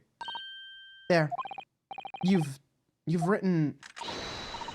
What? What's she written? Tell us! Indeterminate. But... Ah. Please tell me more about that. What do you mean by that? Why was the time of death indeterminate? When the specimen was brought in, it was still fresh. The time of death could easily have coincided with when the gunshot was heard. But there was one small discrepancy. What discrepancy? There was some fried fish in the pocket of the specimen's overcoat. And that fish had started to rot. What? If the victim liked fried fish, he presumably liked to eat it before it went off. Well, yes. What are you really trying to say? Wait, I can't believe Gregson's like fried fish addiction is currently like solving the case for us. It's possible that someone tried to manipulate the apparent time of death. Manipulate the... Is that even possible to do? Theoretically, if you were to chill the body in ice, you could delay the onset of putrefaction. And if the overcoat wasn't on the body at the time, only the fish would have started to rot. With today's science, it's not yet possible to determine if the body was chilled or not. Today's science is advanced enough to let you freeze a corpse, it seems. But surely, to chill a corpse like that would require an enormous electrical refrigerator. I don't imagine many households in London are equipped with such a device. No, definitely not. But maybe in a factory, or some other special places. I don't recall seeing any factories or such like on Fresno Street, though. I wonder if the inspector's body had been chilled somehow. What might the actual time of death have been? I couldn't say for sure. But at the most, it might have been a day earlier. No. In other words, it would corroborate your previous deduction, Mr. Naruhodo. That Inspector Gregson was killed a day before his body was discovered, at a different location. Did you inform Lord Strongheart of this possibility? He simply said that there were no electrical refrigerators of that size in the vicinity. And wait, isn't it November? It's November. It's winter. Couldn't you have just stored the body outside? Oh yes, one other thing. It's something the governor of Barclay Prison told us. He said that your mother, Dr. Scythe, was responsible for confirming the death of the professor after his execution. The professor. Apparently, you always enjoyed listening to your mother's stories about her work, so we were wondering if you might know something about what happened 10 years ago. That's not all Mama did. Sorry? My Mama carried out the autopsy of Clint Van Zykes as well. What? Really? Brother of Lord Van Zykes, the professor's final victim. Did snow melt rather quick, though. I mean, if you're, like, leaving a dead body outside, it's not gonna melt the snow.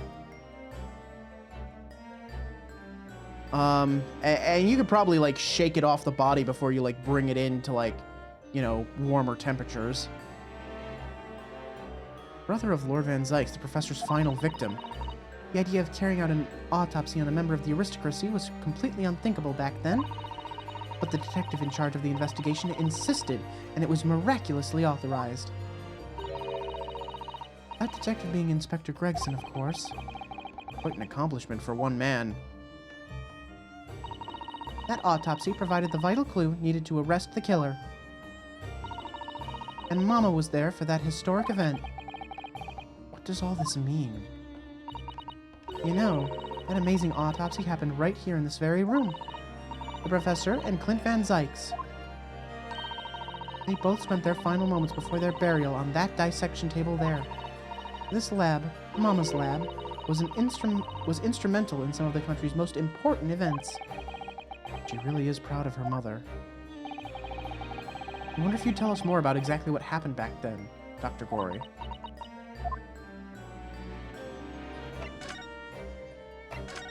Confirmation of death is, like a big one. Professor's execution was Mama's first big case. You had to be in attendance at Barclay Prison's execution chamber.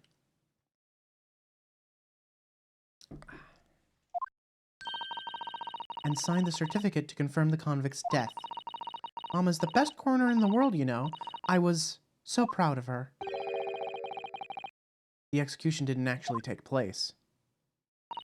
No, and worse still, Mama actually helped with the jailbreak. I didn't want to know. Oh dear, you found out recently, you mean? I believed in her, in Mama, but now I wonder if I'm starting down the same path as her. You mean because you omitted the time of death on this autopsy report? But that's because Lord Strongheart forbade you from including it. Just like Mama. I'm sure she was coerced by somebody too. Yes, that's my feeling as well. There's no doubt that there were powerful forces at play 10 years ago. The execution couldn't have been staged without a lot of people at the prison knowing about it. Obviously, the prison governor must have been in on it as well. The big man with the little handcuffs, according to what he told us. He was tricked by the chief warder. He says he knew nothing about it.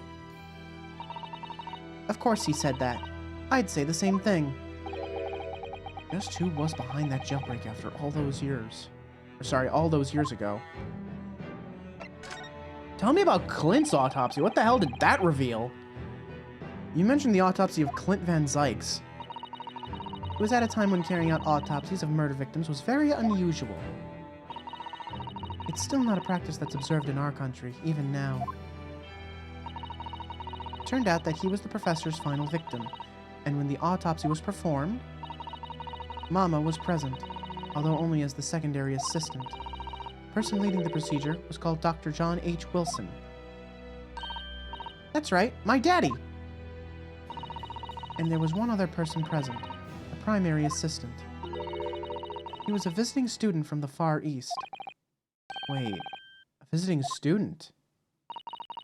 It must have been my father, Eugen Mikotoba. I had no idea Professor Mikotoba had been involved with something so important. But the outcome of that historic autopsy was the discovery of a vital piece of evidence that led to the capture of the professor. So that's how they came to identify Genshin Asogi as the infamous mass murderer. Do you happen to know anything about that piece of evidence? Can you tell us any more? Would you like to see the records for yourself? What? Would that be all right? What's the point of keeping records if people can't look at them?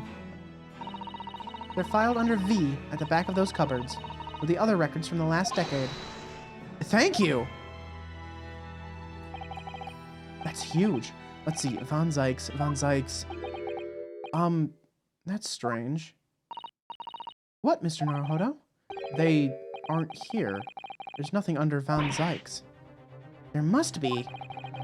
Perhaps somebody took them away? No, no one's allowed to take documents related to the professor case out of this room. You're right. They're gone!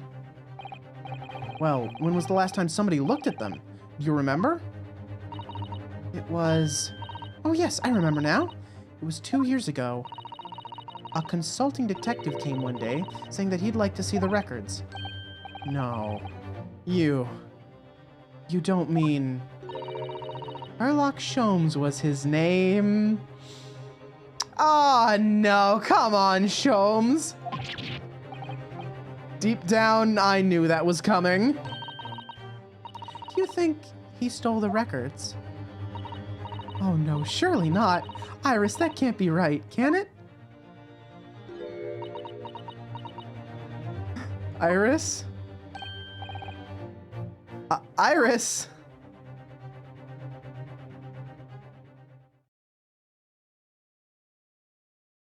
Uh-oh. Bruno? I hope you don't mind, but... What is it, Iris? I just remembered something very important I have to do. I'm going to have to leave you now. Oh, this is very sudden, Iris. Well, we'll come with you then. Oh no, there's no need. You and Bruno can take your time here. Bye for now then. Good luck. Uh-oh. Wait a minute, little girl. Me? I remember now. You've been here before, haven't you? Iris? Have you, Iris? Yes, 2 years ago, when that detective came. You were with him, weren't you? You were a living specimen then, too. That's the way it usually works, yes. Uh-oh. Was I? I really don't remember. Anyway, sorry, but I must dash. Wait, Iris. I'll brew up a pot for you when I get home. What's the matter with her? She's behaving really strangely all of a sudden. Well, in that case, we won't keep you any longer either. Been quite a while since I had any visitors. This was really fun. The next time you come, I'd prefer it if you were ready for dissection. I can't make any promises, sorry. A bit strange that the records of Clint Van Zykes' autopsy have disappeared. But I think we've asked all we came to ask now. Okay. Bye, Maria! All of chat just going, I'm ready now. You can do that right now. I'll get on the table for you. How's this? Knife play ain't my cup of tea, but, you know, God bless to the people that are getting their kicks. Anyway. Where should we go now? Oop, didn't mean to double click that, but, well, the Scottish man isn't here anyway. The Fresno Street Room, okay. Yeah, we haven't been here in a while. Let's check this place out, I suppose. Maybe Gina's here.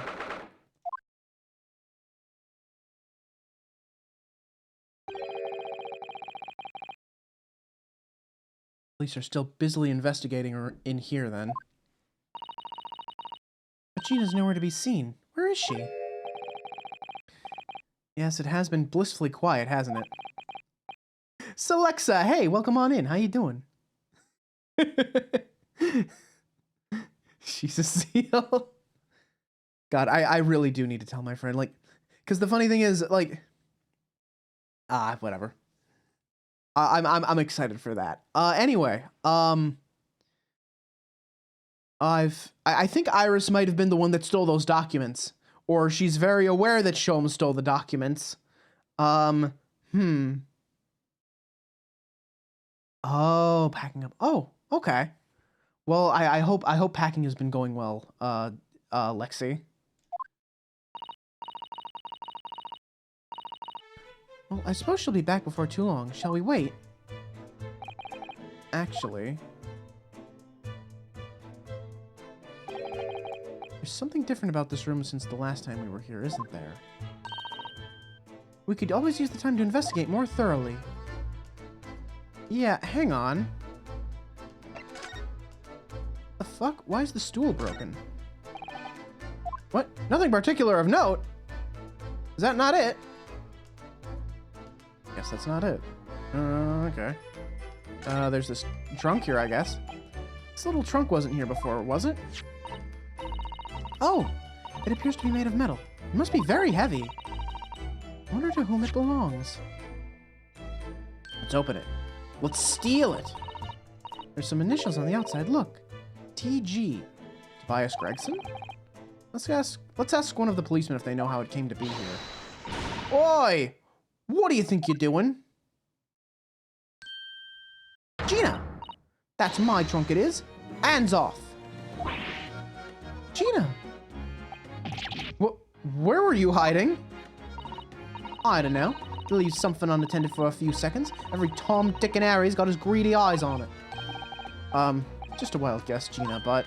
What? Spit it out, Otto. Is it fair to say that you've only owned that trunk since this morning's trial? What? What are you trying to say? Come on, this trunk goes with me everywhere. Always has. Where have you been the last year? Trying not to incur your wrath, mainly. Oh, Gina, never change. You should hear them talking at the yard now. They should be ashamed of themselves. They're saying that it was the boss who killed all them bludgers. Ah, you mean the whole Reaper thing? Yeah. Apparently, the boss was investigating stuff that no one else at the yard knew nothing about. Stuff to do with all them criminals what got off scot-free. Yes, the ones prosecuted by Lord Van Zykes, who used bribery and corruption to evade conviction. Well then, obviously, it was that bloomin' Reaper giving him the orders, weren't it? But why would people be suspecting Inspector Gregson of being involved in the killings? There was a notebook hidden in his office. Oh no, this doesn't sound good. It had details about all the crimes that have been pegged as the Reaper's work. What? No. Did you see it, Gina? Did you see that notebook? They wouldn't flamin' let me, because I'm just an apprentice, apparently. But it was me who found it, and he was my boss. That's right. I was pretty miffed about it, so I sneaked a peek at it, at what it said. Yes, anyway. Oh, that's our Gina. Hell yeah, hell yeah. Ah, pickpocket after my own heart. So you managed to see what was written in Gregson's secret notebook anyway, did you? Why, I see it. It's my right to read what he wrote. And what had he written, Gina? Dates, times, places, names, an old long list of them. All details about the bludgers supposed to have been done in by the Reaper. But there could be an explanation for that. Perhaps it was a record of the Inspector's investigations into the Reaper's activities. Exactly! That's what I said! That's the first thing you'd think, right? As it happens, it was full of names I recognized anyway. Well, the Reaper's targets were almost exclusively known leaders of London's criminal underworld. Well, yeah, but there was one name right at the end that was a bit odd. The end of the list, you mean? I'm pretty sure the date against it was 31st October. Oh, the day before the Inspector was found dead. So, what was the odd name? It weren't like a name I've seen before. It was something like, No, it's no good. I can't remember it. I don't think it was an English name, put it that way. Oh dear, what a pity. There was something else, too. I don't know if it matters, but the same name kept coming up over and over. Shin, it was. Don't suppose it means anything, but... Asashin. Did you say... Sheen? Eh? What? It means something. Lord Van Zykes knew the name too. Mentioned her as well. The woman who actually did the deeds. And now we find out her name appeared in Gregson's secret notebook. We haven't seen you for a little while, have we, Gina? Well, of course not. I've been busy, ain't I? Investigating in that. The lads at the yard are trying to trace the boss's movements to the day before it happened. Day before... That would be the undercover investigation into the Red-Headed League, then. Only the boss didn't go, did he? He found some cove what was pretending to be him, didn't you, Otto? Yes, it was Mr. Vigil who actually went to the park on Lime Street that day, posing as Gregson. Well, anyway, you ain't the only one turning stuff up. I've got my own ways of getting results. Oh, yes! It's Toby! Right, that was his name, wasn't it? When me and my partner here get together, there's nothing we can't track down. Oh, little Toby! He's such a faithful friend. Look at him! Look at the little baby! So have you tracked anything down then? What do you think, eh? Of course we have. Can't tell you though. Police business, isn't it? Ah. Anyway, point is, if you lot ever need any help, you know who to turn to, right? Me and the little hellhound here. I love him. Right. Because he looks oh so hellish, honest. The hellhound? Gina, about your hellhound there. Yes, pick him up. Show me the baby again. Chief Inspector Toby, you mean? He's the pride of the force, he is. In Japanese, police dog means something quite different, and not altogether nice to those involved in crime. But here in Britain, it's a wonderful compliment, it seems. For a canine, at least. Should be. After all, in the Great Exhibition case the other day, it was Toby here who managed to locate Drebber's workshop. Maybe it's time for another demonstration of what this super dog can do, eh? Do we have something the Chief Inspector could catch the scent of, I wonder? Huh.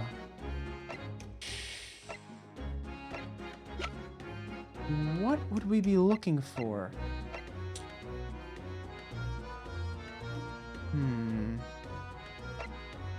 Something... Oh, you know, I have an idea.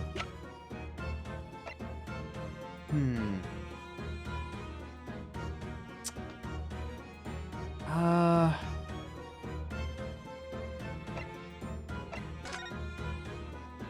don't know. What would we be looking for at the moment? Well, Chief Inspector Toby, if you wouldn't mind having a sniff of this. Might be a little too keen, don't you think? Ah! Oh no. Chief Inspector made short work of Gina there. Woof! Ah, look what he's gone to. Oh my, that trunk clearly still has a very strong scent. Oh, the trunk, right! It's to prove that the trunk belonged to Gregson. Of Inspector Gregson. In other words, it must have belonged to him.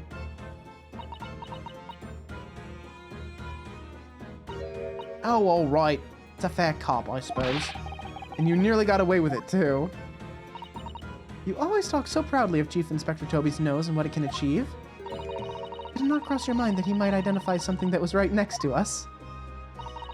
Yeah, that was a bit of a bloomer, weren't it? That's enough now then, Gina.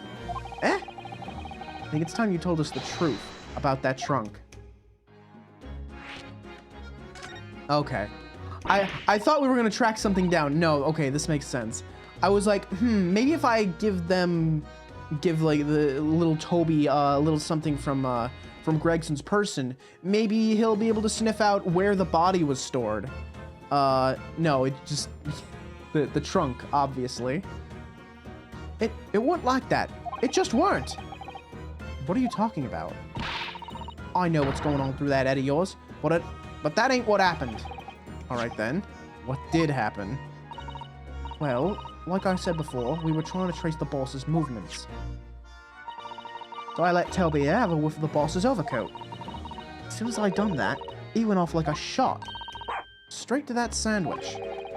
To a sandwich? Not to a bag of chips? Mr. Naruhodo, I believe Gina means the witness. Oh, right, his name's Sandwich. Oh, I forgot about that sandwich. Yeah, he had it hidden between them wooden boards of his. The boss's trunk.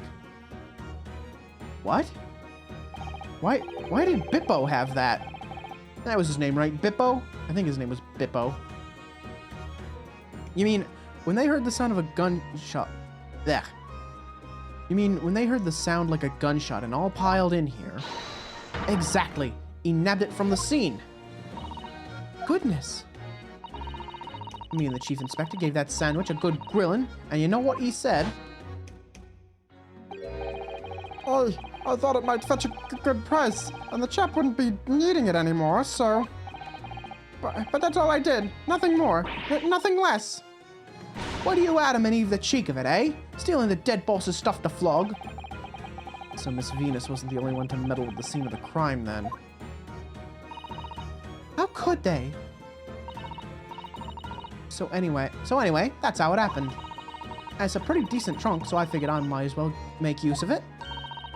Is there something wrong with that, eh?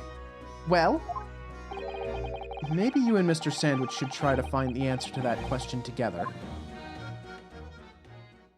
Can I look inside the trunk now, please? I think perhaps that trunk should be turned over to the police, don't you? What are you on about? I am the police. Gina, if you wouldn't mind, could we maybe examine it? Yeah, alright then. Do what you want with it. Thank you. We shall make a detailed record of our examination of the evidence.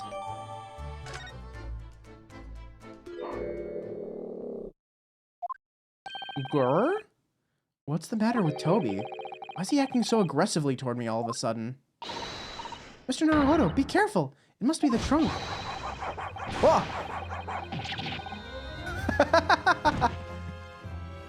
What the fuck? Toby! Oi, what you doing? You're gonna lick his face off! Mr. Naruhodo! Mr. Naruhodo!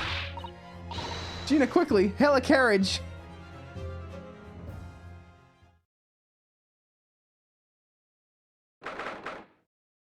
What the fuck just happened?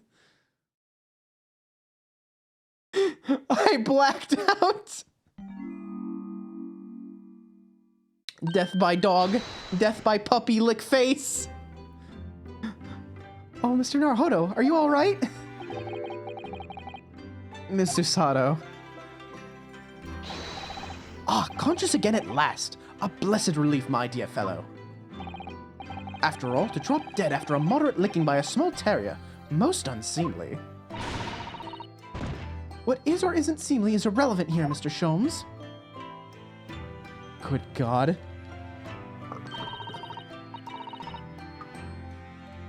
Ah. So glad there's no lasting damage. How are you feeling? I'm fine, thank you. Did you bring me back here? Ah, what's this on my head? A bandage? Sadly, we had no ice, so that's a compress of sugar water. Sugar water? Don't worry, Mr. Naruhodo. It's a first aid treatment that my father taught me. Oh, thank you. So, let us take tea when you're feeling up to it. But of course, no sugar in the patient's cup. The bump on my head is throbbing sweetly enough, don't worry. Whenever you feel ready, then. Okay, let me check that court record. We still have the trunk, right? Okay, thank God. Let's examine this here. Whoop. I keep forgetting that right click is back up, not turn to examine. Have you seen this huge gash across the side of the trunk here? It's gone right through the leather and into the metal behind.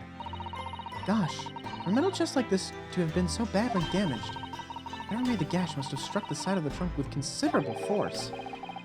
Wonder how it happened. It must have happened when the trunk was open, too. Because the slash, like, it starts here and then continues this way. And there's no, like, slash on this part of the trunk, so it must have been open. Oh, there's blood! Cool! Look at this dark stain here. Do you think... Phrasing? Yes, I'm afraid so. I think it's blood. I knew you were going to say that. So that presumably means... Imagine what the papers would say if a terrier licked you to death. God. I don't want to imagine. I don't want to die from being licked to death by a puppy. I mean, that might be a good way to go out, but it's also kind of pathetic. This was present at the scene when Inspector Gregson was killed. Most logical conclusion, yes. I think Gina's been carrying this around with her. I didn't know any better. I suppose it does look like a grease stain from all the fish and chips. Alright, so... Oh, this sucker needs a key, doesn't it? Let's have a look inside. Oh, nope, guess not. What do we have here? Look, there's something inside. Ooh, let's see. It appears to be a passport, authorizing him to travel overseas. Inspector Gregson about to go on a trip abroad, then. Perhaps the date of departure might tell us something. That was... Oh! What is it? It was for travel on the 31st of October, just one day before the incident. What? Really? It's issued for travel to France the day before his body was discovered. Gregson went to France the day before his body was discovered? Well, he did say he was, like, moving, like, his operation... He was going to start working in France, right? So that makes sense that he would go there, but... Thank you for your concern, Mr. Sholmes. My dear fellow, think nothing of it. I must say I was quite startled when I heard that you'd been attacked by a dog. For a moment, I feared that infamous murder of so many had come back from the dead. You mean, the professor? Fortunately, I see your prized throat is unscathed. That stiff, turned-up collar of yours obviously afforded some welcome protection. Was I that close to death? All I really remember is the dog licking my face over and over and over again. Well, if you wish to avoid such troubles in the future, a little mustard spread on the cheeks should do the trick. I should think that would balance the sweetness of your bandage rather splendidly. Thank you, Sholmes! You know just what to say. Alright, so I guess we're moving downstairs, right? Let's have some tea and just relax a little bit after all those events. Mit dem Schwarzbiergebot brodelt wie ein Feuerberg, den Schlund es mir verbrannt, ach Hopfen deine Wut. What? Her mit dem Knacker ich befahl, hat wie ein Diamant den Zahn What? entzwei es brach, o über deine Wut. Why is there a German man singing a cappella? Why does Iris look so sad? Why is Mikotoba wearing the mask that Cosmo was wearing? And why is he, like, just laid out on the couch? What the fuck is happening? What on earth is going on in here? Am I having a bad dream? Ah, no, it's an old German folk song. Rather fine rendition, I think. That's the least of my concerns. Iris? Iris, what's the matter? Who is that sprawling, that relaxed gentleman over there? Iris, is she even listening? Wait, the tea set's broken. He has a cup of tea in his hand. Did she drug him? Excuse me, sir. I do apologize for troubling you whilst you're singing so merrily, but... Would you be kind enough to explain the situation?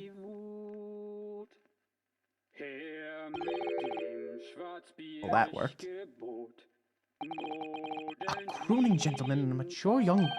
a crooning gentleman and a mute young girl. A rather tantalizing juxtaposition. Is he the one singing? What? And one that appears to have incited the gods of deduction within me to find their voices too. Ah, Mr. Sholmes, do you mean... The strains of reasoning within me are playing now as a delightful duet. One melody sings of a reunion full of nostalgia,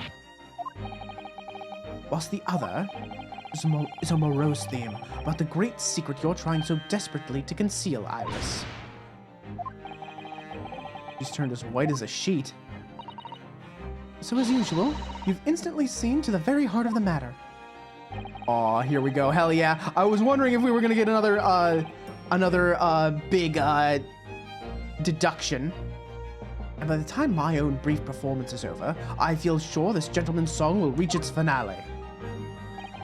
So then, to Music Land, where all is sweetness and delicacy and harmony. Pray, do enjoy Sherlock Sholmes' latest Logic and Reasoning Spectacular. Hell yes! I love these. I love these so much.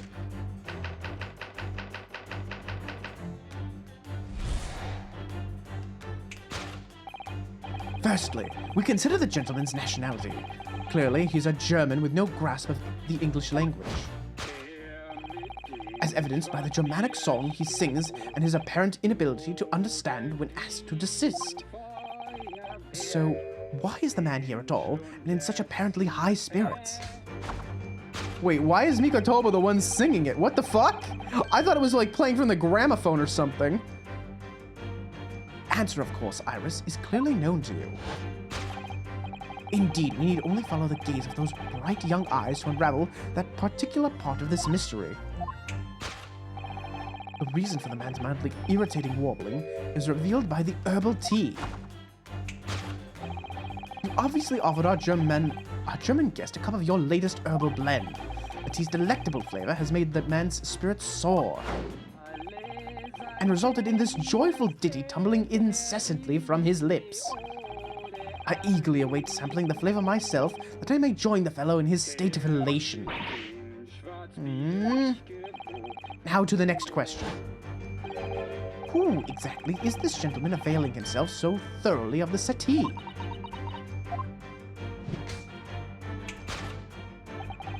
As it happens, a number of years ago now, a certain gentleman of German origin engaged my services in solving a particularly delicate case. He required the retrieval of letters once sent to an acquaintance that might have proved problematic. I think it might be the gramophone and Herlock's just an idiot. Yeah, of course it is. I was like, well, I thought maybe they were just like skimping on the animation a little bit, but yeah, the more you say it, yeah, it probably is the gramophone. I'm pretty sure I heard that like, that soft sort of, like analog static sound that comes from the, that comes from the, from like playing a record on like an old-timey gramophone. You know, that sort of like very soft like crackle and pop as the record spins.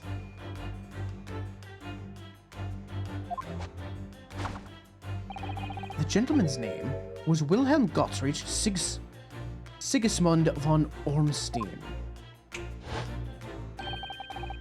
the King of Germany. My memory serves, the mask worn by this gentleman is identical.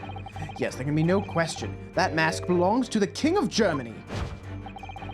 It would appear that His Majesty remembers the fine service I afforded him, and has decided to show his face again, mask and all, in order to express his gratitude. A well-mannered monarch indeed. Wouldn't you agree, my dear fellow? My God, Sholmes. So the identity of this masked visitor is in fact my former client, the King of Germany. Indeed, his son is currently in London as well, enjoying the wonders of the Great Exhibition. Oh, that's right. We met his son, didn't we? He was part of the last case. He was the prince from the balloon ride. I remember him. Which leaves us with one remaining imponderable. Yes, you, young Iris.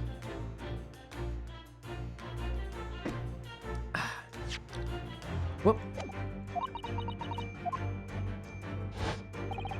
but your apparently inexplicable silence is unable to hide the truth. Yes, the reason for your muteness is concealed inside that knapsack. A 5-pound note, I believe. I must say, as your compatriot, I'm deeply saddened. It would appear that you've allowed yourself to be bribed into silence by His Royal Highness, earning yourself some spending money in exchange for keeping quiet about the King's secret. And now the final piece of the puzzle. What is this secret you strive to hide with your silence, Iris? Ah, yes, we need only follow that brief involuntary twitch of your eyes to find the answer. You were attempting to abscond with that coffee cup. My favorite coffee cup, in fact. Or should I say, the handle of my favorite coffee cup. It appears that His High-Spirited Highness broke it in the midst of his hijinks. Which leads us to the sad truth. My favorite coffee cup has been broken by the King of Germany. And Iris, you tried to conceal it from me. I shall have a bill sent via governmental channels to the German royal family for its replacement. Oh my god. Sholmes, no. I think Ornstein is actually a Sherlock Holmes character. Honestly, they do make a lot... I know they make a lot of references to Sherlock Holmes.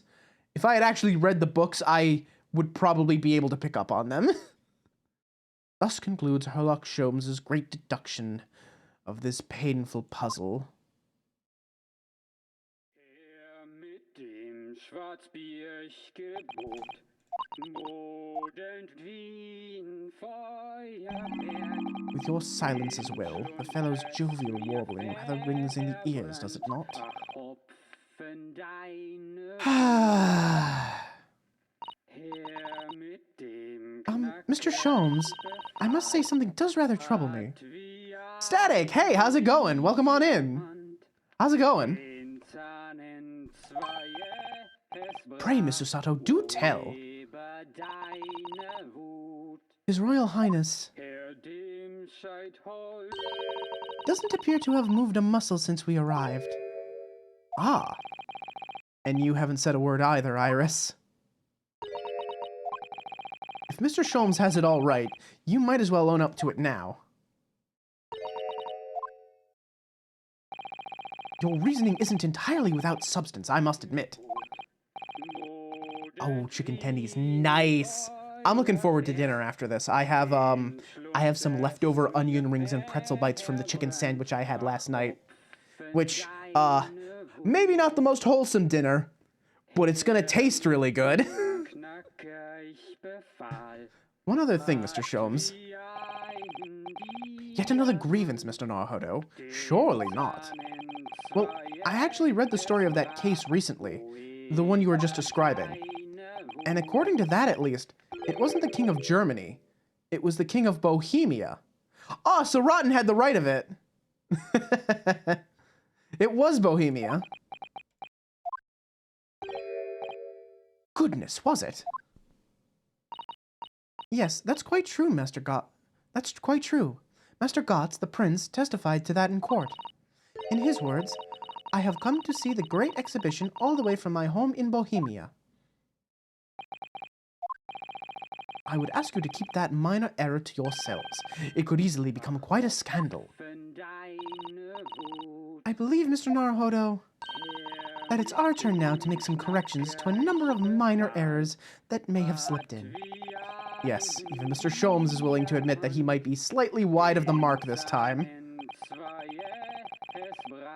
Oh, I love cooking too. I wish I had more time for it. That's the only thing. Time constraints are what keep me cooking more often. Like last week I made this really good, like, cream sauce, like, sausage pasta dish.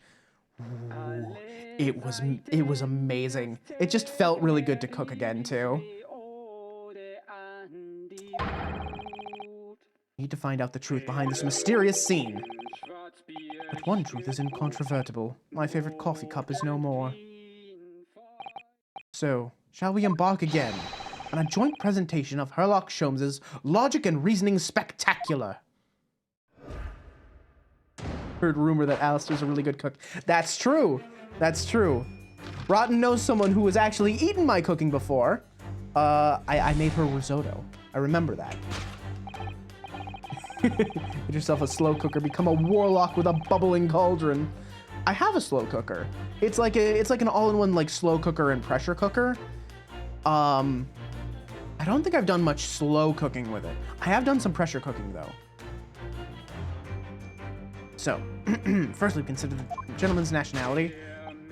Yeah, it's not. He's not German. Yes, we've been through this. She's glancing at the gramophone. Yeah, she's not glancing at the tea, Sholmes. Come on now. You make all this claim about how, you know, people's eyes give them away, and then you follow the direction of their eyes the wrong way. I can be a warlock and a necromancer. Ooh. Yeah, they are good if you don't have time for a stove.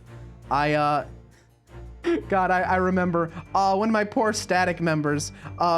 We ran really late, like doing like raiding one night, and he had ribs in a slow cooker, and he was lamenting the fact that his ribs, by the time that we finished, they had been slow cooking like for a while, and by the time we finished, they had like turned to mush.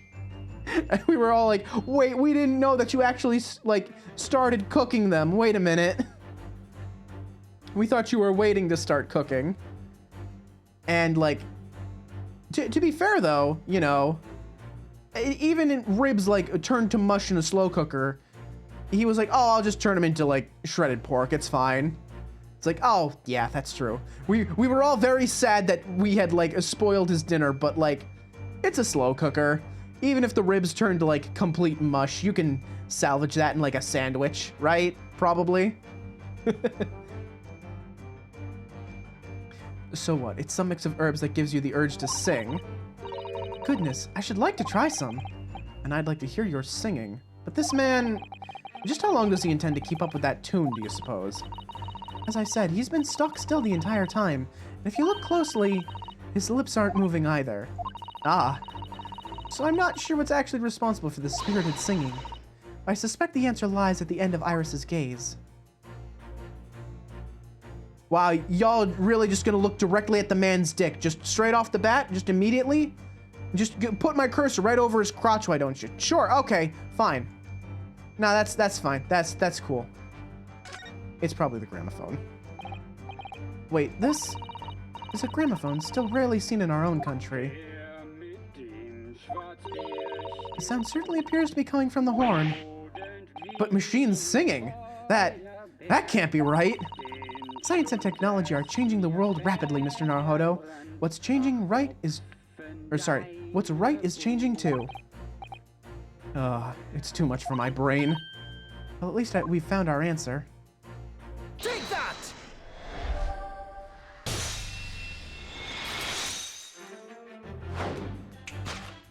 Yeah, I'm getting hungry too. I was originally planning on maybe doing like an investigation and the trial.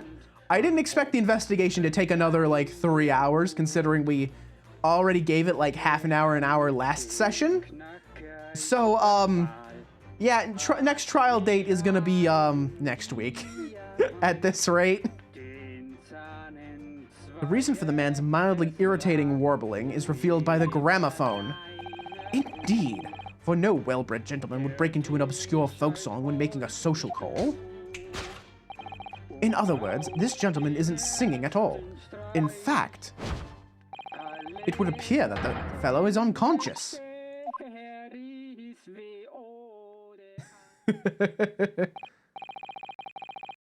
Ah, the music seems to have stopped now. Time for Cheshire to catch up. And I believe, if I am correct here, that Rotten is Cheshire. One and the same here. Is it possible for VTubers to do a cooking stream with VTube Studio? I think people have done that. There are cooking VTubers. It's possible, but it's very difficult. And you need like a hand cam. So you like mount a camera like to face like the stove, or you could wear it like strapped to your chest, maybe? Rotten's the VTuber name. Yeah. So, Alexa, do you want to tell the funny story, or should I? About how, Rotten, you followed the channel while Celexa was watching Ryu, and Ryu got hit by a Become Famous bot. You know, like, "Oh, you want to become famous? Follow this link for followers and primes." You followed very shortly after that, and your account was brand new. So Celexa marked you as suspicious.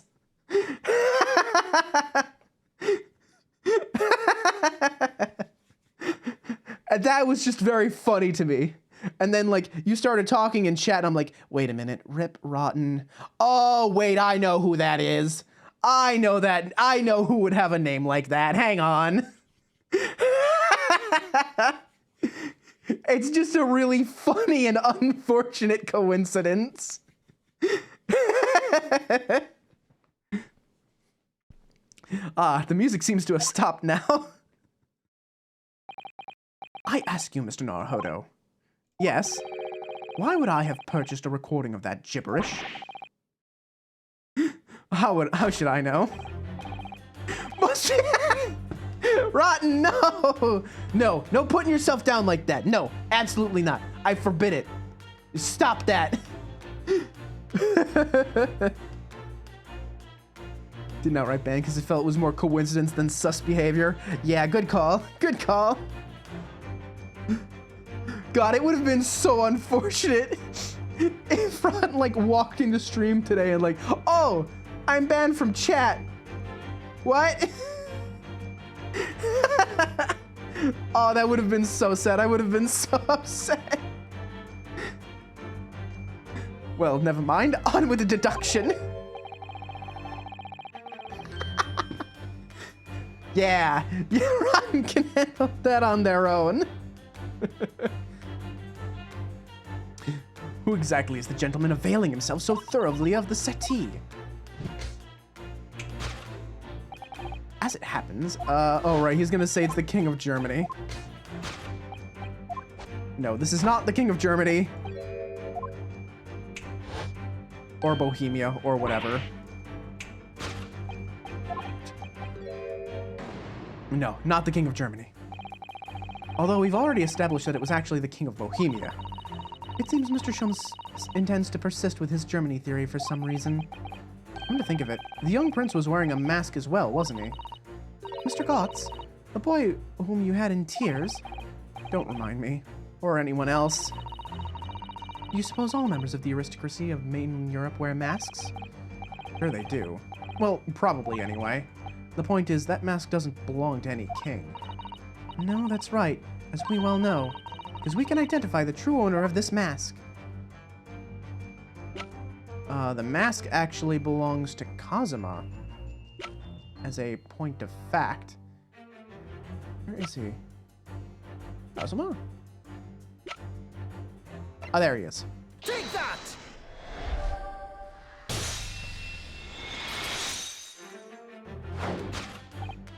Yes, there can be no question. That mask belongs to Kazuma Asogi. In other words, my memory is sublimely unreliable. Only you could try to make that sound positive. Kazuma's mask has been languishing on this metal chest for several days. But that doesn't explain why the gentleman is wearing it now. But it is now a simple matter to determine our guest's true identity. After all, the gentleman is unconscious. We need only excuse ourselves in advance, gently lift the mask, and peer beneath it.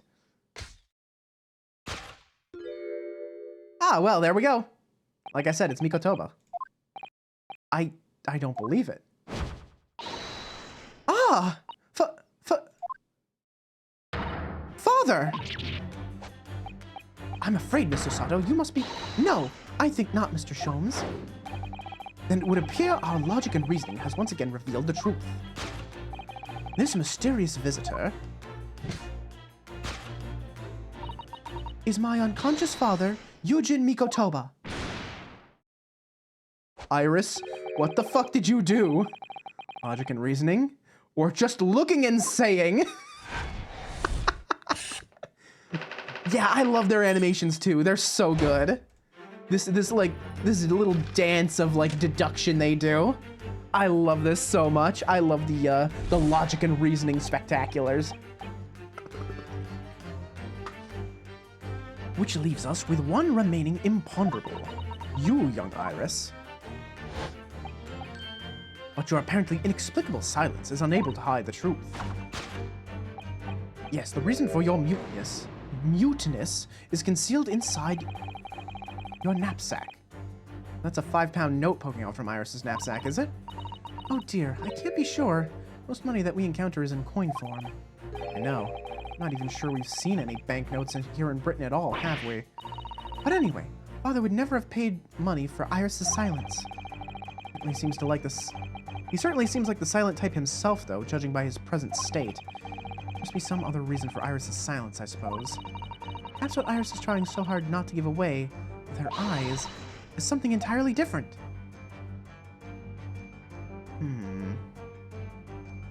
Let's see. Is it the coffee cup?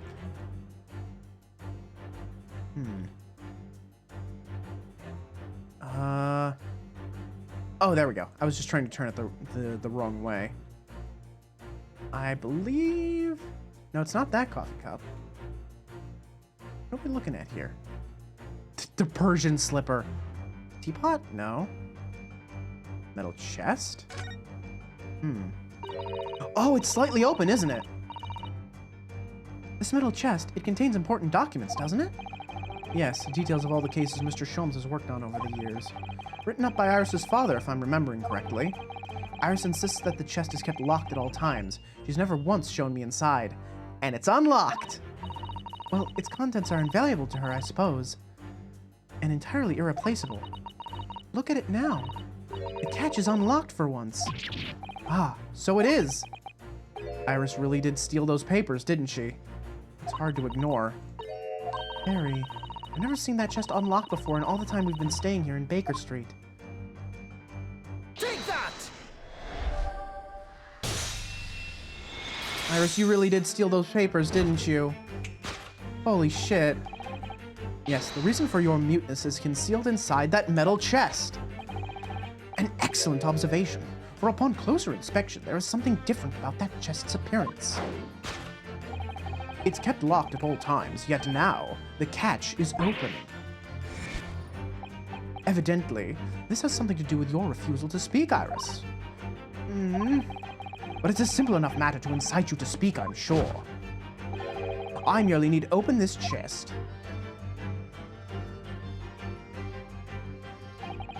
Here we go. No! Hurley, don't!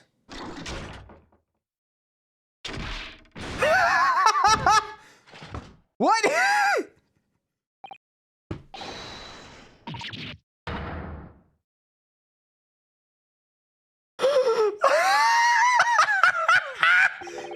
What?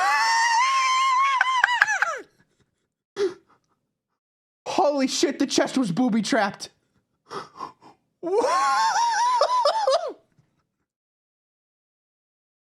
Well, I guess Iris didn't drug him. She just knocked him the fuck out. Never. Oh, Hurley, I told you not to open it. I've been waiting years for Herlock to get socked. Yeah, I feel that. Good fucking God. Ah, so you found your voice now, Iris? In other words, what just happened clearly reveals the truth here. Yes, the real reason for your silence until now is... This is somewhat different than the usual dance of deduction that you perform with Mr. Sholmes, isn't it?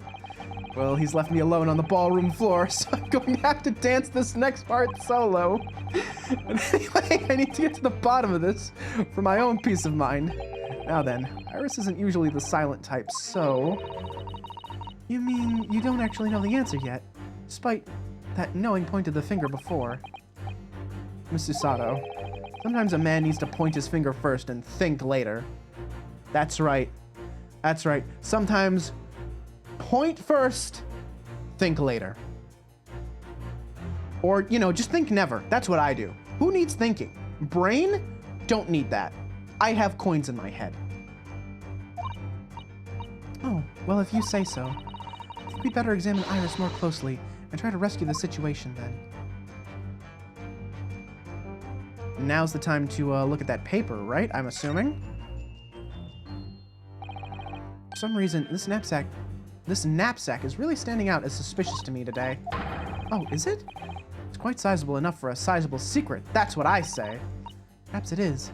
We certainly can't open it up to look inside without Iris's permission. No, you're right. Who knows what might pop out and punch us? Oh, the key! She's got a key in her hand. Take that!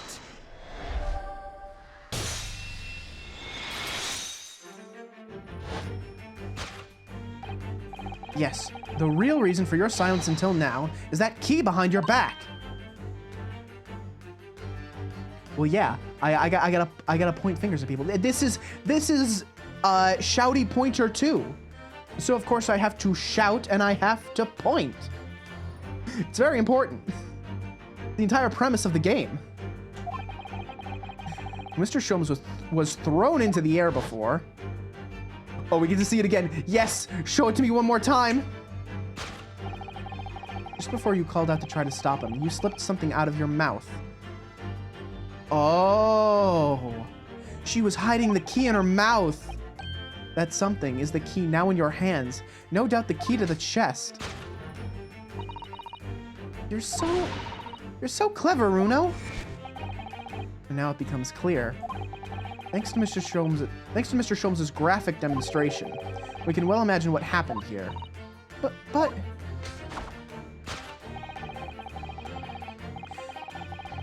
Professor Mikotoba also opened that metal chest only to be punched into the air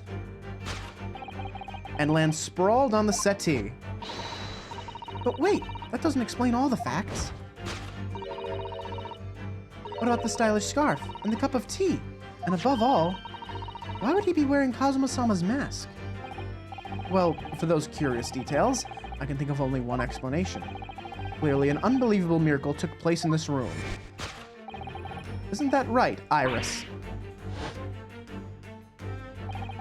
Consider how the room was arranged before this whole painful experience took place.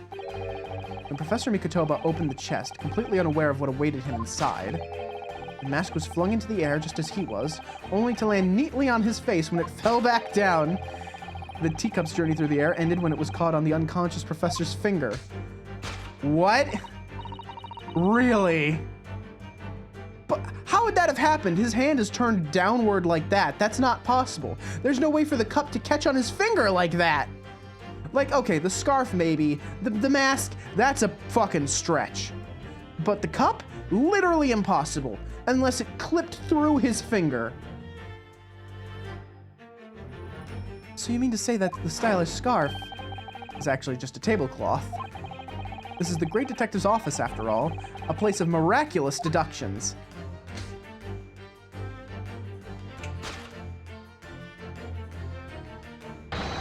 Would you expect anything less? Saying was caught on his hand on the way up before he landed. Okay. All right, I'll let them have that then. Yes, you're right. It happened exactly as you said. Brilliant, Runo. Thus concludes Ryunosuke Naruhodo's great deduction of this punchy puzzle. Oh no, he's becoming more like Sholmes with every passing day. So then, why don't I make a fresh pot of tea for us all? Objection! Oh, Sholmes, you're okay. And we just got an objection from him. Cool. An admirable performance, Mr. Naruhodo. But in the final act of the show there, you rather missed everything of importance. Mr. Sholmes, you would cast your mind back to my earlier deduction. Iris, clearly you're hiding a great secret. Ah, she is? From the look on her face, Mr. Sholmes must be right. Whatever that great secret is, the cat isn't out of the bag yet. So I put it to you again. You were attempting to abscond with that coffee cup. No, it was the documents. It really is a shame about Mr. Sholmes' cup. It must have been smashed when Professor Mikotoba opened the chest.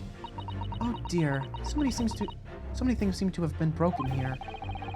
Now the deduction has taken a different direction. Iris doesn't seem to be trying to hide the broken cup anymore. In other words, her great secret is something else. Let's put her observational skills to work here one final time then.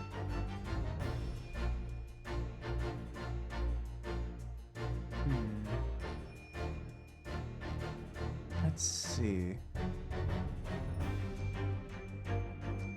Okay, this one might actually be the document sticking out of her knapsack, right? I think. Surely this time at last, the knapsack is going to be the answer. I'm really not sure why you're so intent on showing Iris's bag to be complicit in these events. Because it's a sizable bag, big enough to carry things around, Mr. Naruhodo. That's what bags are for. So, the knapsack might never see the limelight, you mean? I really wouldn't like to say. Okay, maybe not. Is there anything back here, maybe? Don't see anything over there. Nothing there.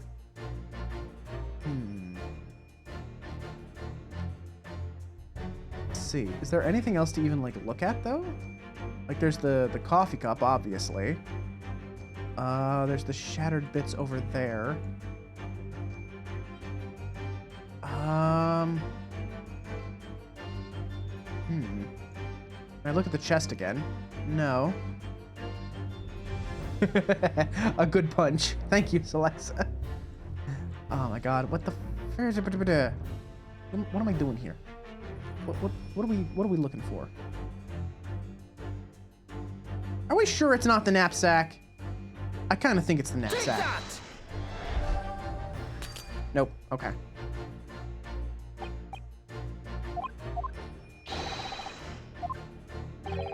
Perhaps you'll allow me to offer an opinion here. As far as I can tell, much like that bag, there's a very obviously a crumpled up piece of paper sticking out of her bag. That's got to be, like, part of it. She's trying to, like, run away with the documents that she stashed in there.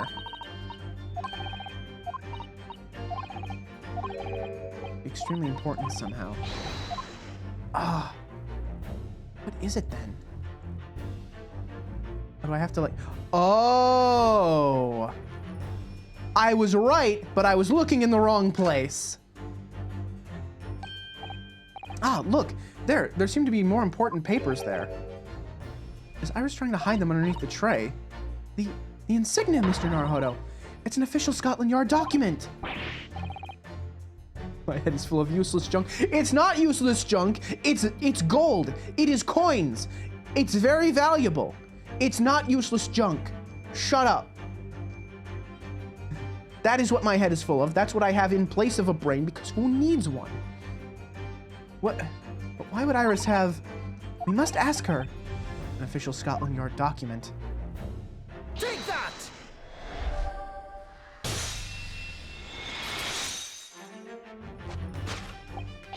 You are attempting to abscond with that case file.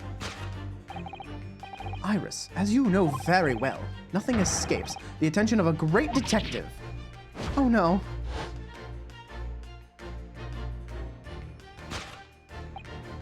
We visited Scotland Yard's autopsy laboratory earlier today, and Dr. Gorey informed us that the autopsy report of Clint Van Zykes had gone missing. Clint Van Zykes? Yes, I do seem to recall that some years ago I asked to see the report in question. You were with me, weren't you, Iris?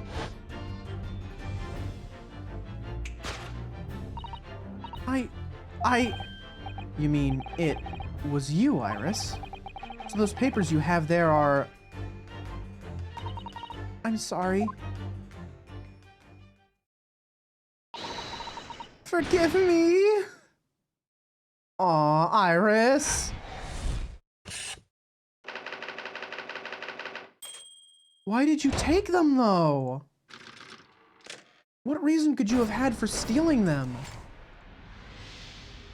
Like Sholmes I could almost understand, but I can't think of any reason for Iris to steal those papers. In truth, I would have liked to have thought I could have predicted the booby-trapped chest. But it caught me completely off guard.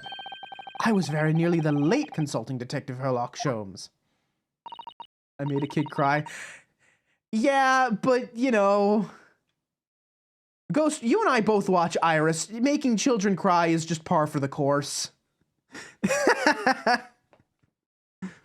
I'm sorry, Hurley. So you mean this autopsy report really is... Yes, I took it from the lab, even though I knew it was very important. Was there something in it that troubled you, Iris? Not exactly something that troubled me. Something I'd been looking for. When I saw this report, when I saw the writing in it, I knew it was Daddy's. The writing? Your father's writing? What do you really mean? Iris? Must be something that's hard for her to talk about. Forgive me for interrupting, my dear fellows. Mr. Sholmes, what is it? I feel as though the poor unconscious gentleman on the settee has been somewhat forgotten. Ah, Father! Perhaps we should find our guest somewhere more peaceful to rest. Mr. Naruhodo, yes? Would you be so kind as to lend him your bed? We must do our very best to make him comfortable, I feel. Oh, yes, of course.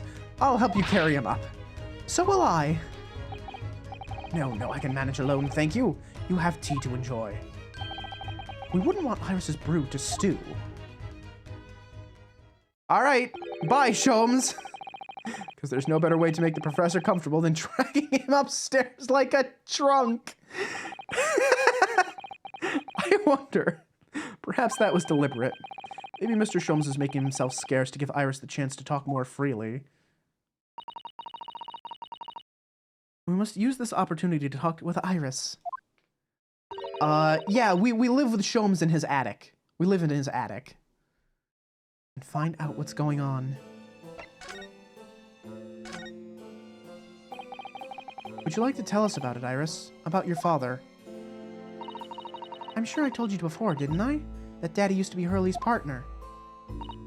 Yes, and that notes about all the cases they solved together are kept inside that metal chest. That's right. Hurley told me, you see.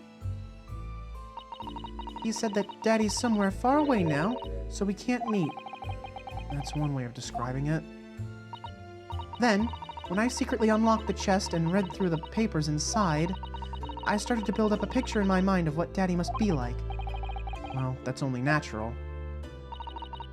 You're just like any other girl your age. I read that Daddy was a professor of medical science, so I studied and took my degree too. Well, that's only natural, I suppose. That's right. Iris has a college degree. Remember that, please. In that respect, you're not quite like any other girl your age, though. But there was one thing that I could never find out. Daddy's name. Ah, his name wasn't anywhere on any of the notes that he'd made about his work with Hurley. But then one day... That's what happened, is it? When you saw this autopsy report, you finally managed to work it out. Is that right? Yes. So it was the handwriting in the report that caught her eye. Ah, okay. When I saw the writing on that report, I could hardly believe it. I know that handwriting, I thought to myself, because it was the same as the writing you'd seen on your father's case notes. Exactly. I was desperate to compare the two properly. I needed to see them side by side. I asked the doctor in the laboratory, but I was told I couldn't take the report away. Even worse, I was told that was the first and last time we'd be allowed to even look at it there. So you decided to steal it. Oh, Iris. When I compared the autopsy report with the case notes I had here, there was no doubt. The handwriting was exactly the same. It was Daddy's. And the signature on the corner at the bottom of the autopsy report read Dr. John H. Wilson. That's how I finally found out. I learned Daddy's name at last. See. Ever since then, I've called myself Iris Wilson. That's also when I had the brilliant idea of writing stories all about Daddy's exciting times with Hurley. I decided then and there that I'd write The Adventures of Herlock Sholmes. Oh, Iris, I had no idea the stories had quite such a deep personal significance for you. So this cracks open a lot of possibilities about her father. This is how she learned his name.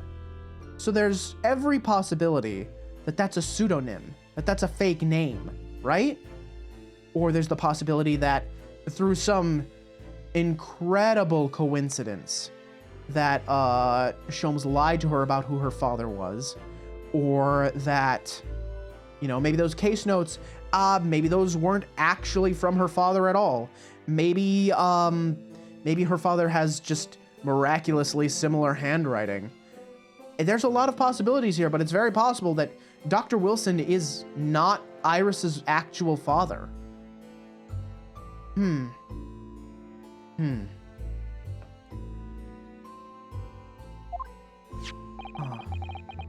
can see why the autopsy report was so important to her now. And why she was prepared to break the law to get her hands on it. That's so strange. I must apologize, Iris. This is really all my fault. Hurley? I made a promise, you see, that until the time was right, I'd keep the details about your father a secret. I know. I've been very naughty. I'll take the autopsy report back to Dr. Gorey and apologize, I promise. Yes, we'll go together, I think. Then, let me look after it for you until we get there. Oh, yes, let me look at that autopsy report. Yeah, that's all well and good, but I want to look at the autopsy report, like, very badly.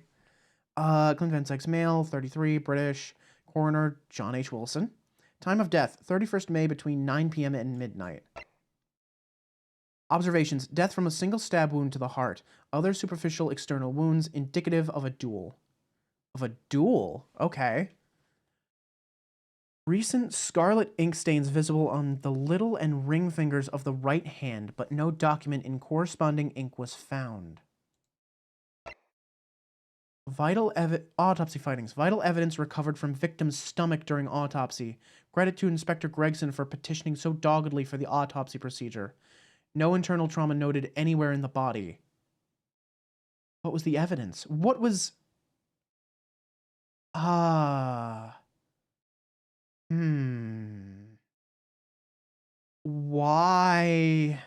does it not list what that evidence was?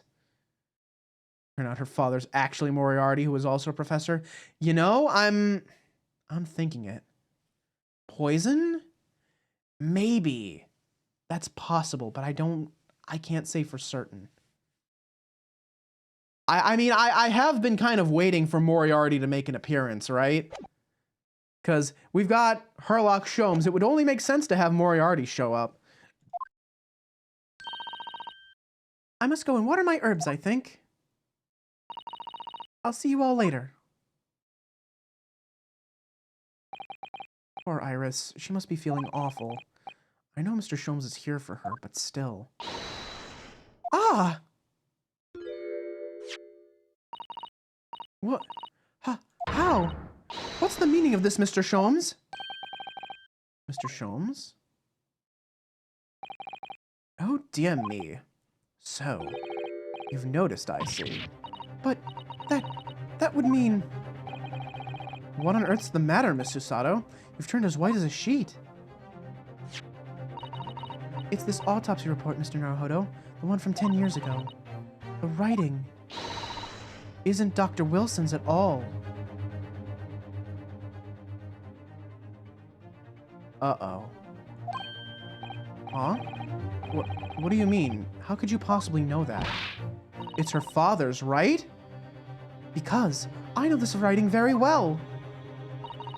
This writing is my father's. What? Professor Mikotoba's? Indeed. It's true. And now you know, my dear fellows. No, I don't know anything! What on earth does all this mean, Mr. Sholmes? Because the idea that's slowly forming in my mind, it's just too extraordinary to believe. Please, you have to explain. So, this autopsy report was actually penned by Professor Mikotoba then. And all of the case notes were also penned by Professor Mikotoba then. That makes no sense. It's not possible, surely. Not possible. My dear fellow, pray take a deep breath and think again. Yes, you're right. In some ways, it actually makes a great deal of sense. It does? 10 years ago is when Father returned to Japan after his extended study tour in Britain. And prior to his return, where was Dr. Mikotoba engaged? Of course. He was an assistant in Dr. Wilson's laboratory, learning about forensic science. And as an assistant, he would have aided with the dissection work, making detailed notes, which would be assembled into the full autopsy report. Once the work was complete, the head coroner would check the contents and put his signature on the document. Ah, okay. In other words, the only writing of Dr. Wilson's in the report would be his signature at the end. I see. So Iris got the wrong end of the stick, you mean? She saw that and assumed the whole report had been written by Dr. John H. Wilson. Which is very understandable, of course. What a complicated situation. Huh. And your partner, then? Thinking about it, most of what we know about you, Mr. Sholmes, comes from the published stories of your exploits. Yes, The Adventures of Herlock Sholmes, written by Iris. And when we really have no way of knowing what's fact and what's fiction. Most troubling for you, my dear fellow, I'm sure. So what about this supposed partner of yours? Did he really exist or not? Ah, you've come straight to the point, I see. And please come straight to the answer. I believe Iris explained it in one of her installments. He was a trusted comrade, and the only person I could have truly called a friend. And did this partner of yours truly make a record of all your cases? Are his notes really stored inside that metal chest? Absolutely, my dear madam. Absolutely. And this is why Mikotoba could say with such certainty that Dr. Wilson did not work for the great detective. Because Mikotoba worked for him. So where's your partner now? We rarely meet. You see, he lives on the other side of the world. But if this autopsy report and the records of all your old cases were penned by the same hand, and if the autopsy report was written, though not signed, by your famous partner, there would only be one logical conclusion. Pray, impress me. Your partner would have to be Yujin Mikotoba. In other words, Miss Susato's father. Upon my word, Mr. Naruhodo. Yes? You are coming along wonderfully. You have hit upon the method at last. You finally grasped the art of deduction. You mean to say... Allow me to introduce you to my great friend and partner, Mikotoba. Professor Mikotoba? Holy shit! What the hell?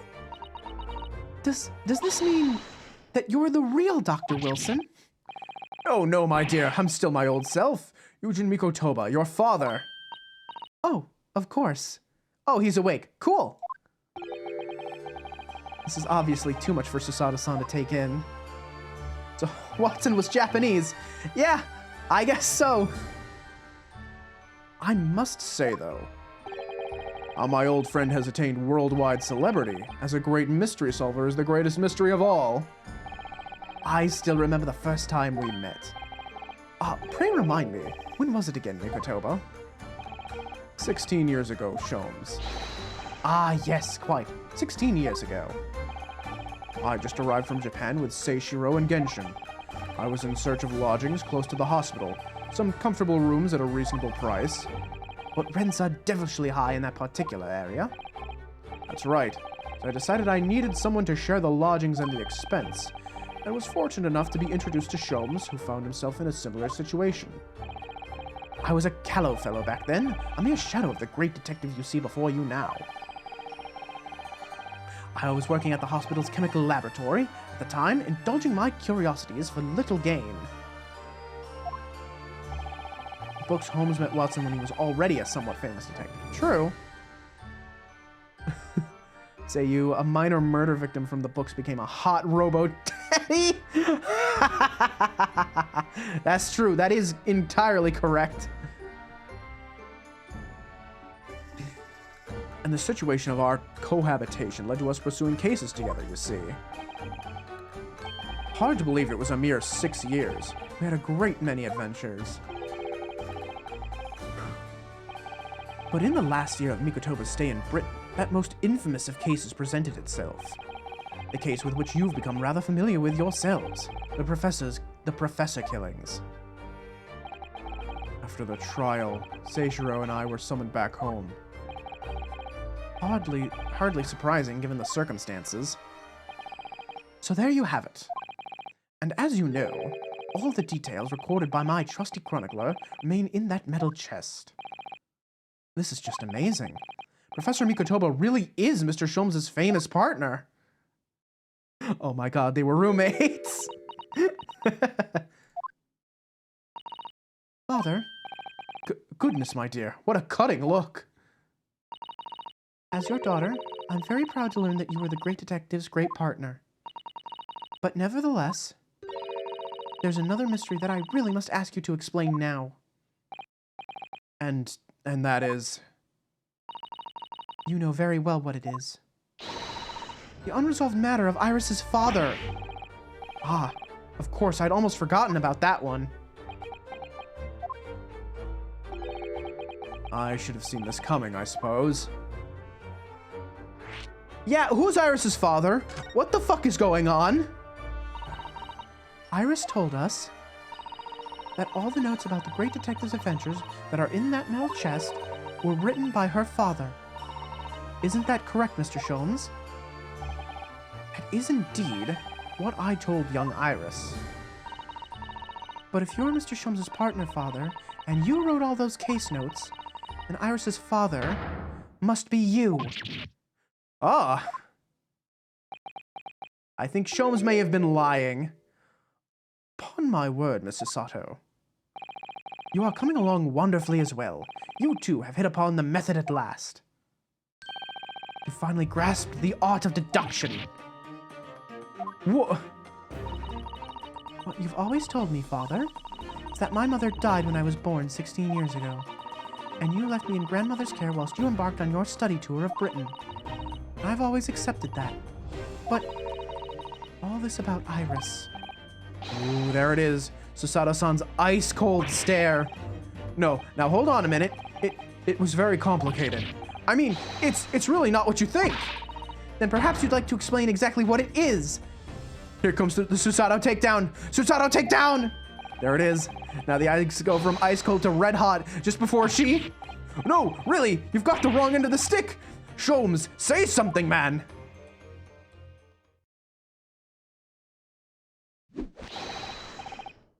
That's quite enough, my fiery fellows. Mr. Sholmes?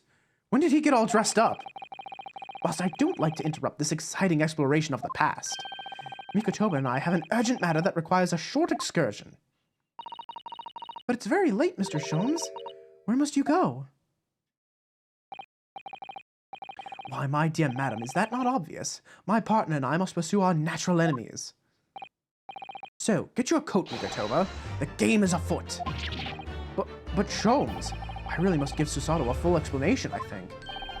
Later, my dear fellow, later. Our carriage awaits downstairs already.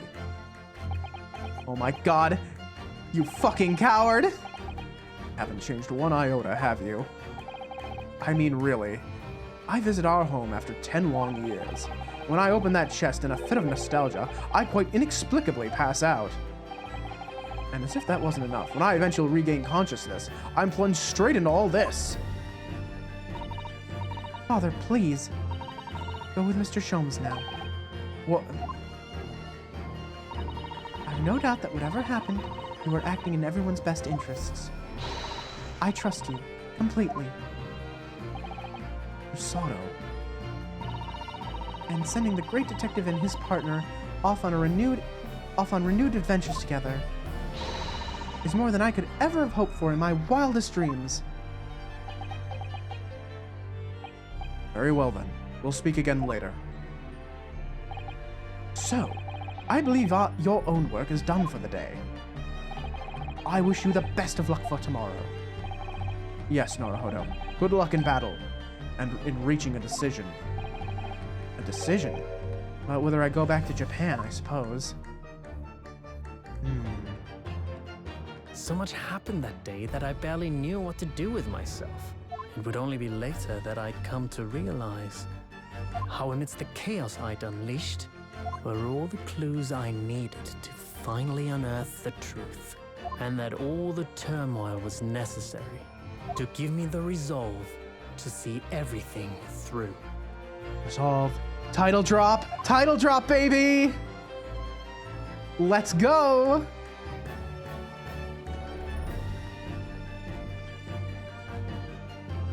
Wait, end? End? Not to be continued. End? Wait a minute. Yes? What the fuck? Wait.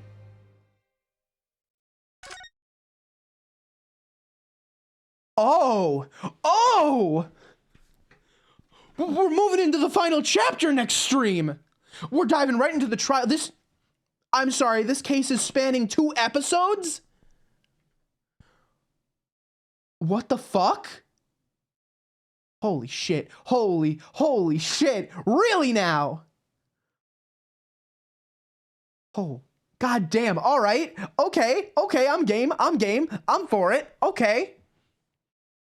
I don't think making a child with some lady in Britain is everyone's best interest. So I am fully anticipating that Sholmes is lying about who Iris's father was. Sholmes told Iris that her father was the man who penned all of those case notes. I think Sholmes was lying about that.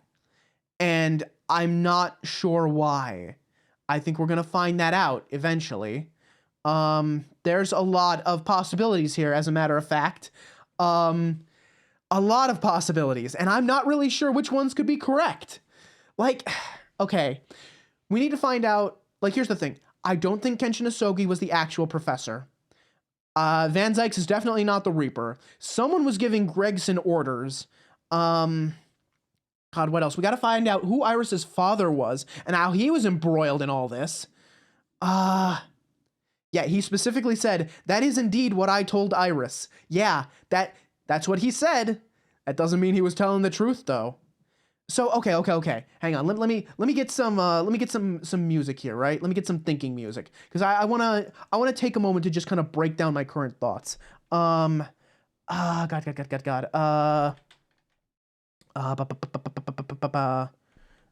What's it? Ace Attorney thinking music. Yeah. What's the name of that song again? Logic and Tricks. Is this it? Is this the one I want? Yeah, this is the one I want. Okay. All right. It's time to do a little detective work of our own. Okay, so let's see. We need to go over the facts that we have right now. We have a few major mysteries to unravel at the moment. We need to figure out the true identity of the professor. We need to figure out the true identity of the person who helped him escape. We need to figure out who the Reaper is, or at least who's been giving the orders all this time. And we need to figure out who Iris's father is. So, let's start with the professor. I believe I said earlier that I believed that the professor was Clint Van Zykes. And I think that still makes sense. Because here's the thing. Or the other option, of course, is that Gregson and Dr. Wilson were working together, right? The true Reaper is Toby. Ah, yes, the puppy. The puppy was the real Reaper all along. So the question is, why was that covered up so hard, and why did Tobias and Wilson work so hard to frame Genshin Asogi? Because Genshin Asogi, I'm almost certain, did not do the mass murdering. They just wanted to frame him.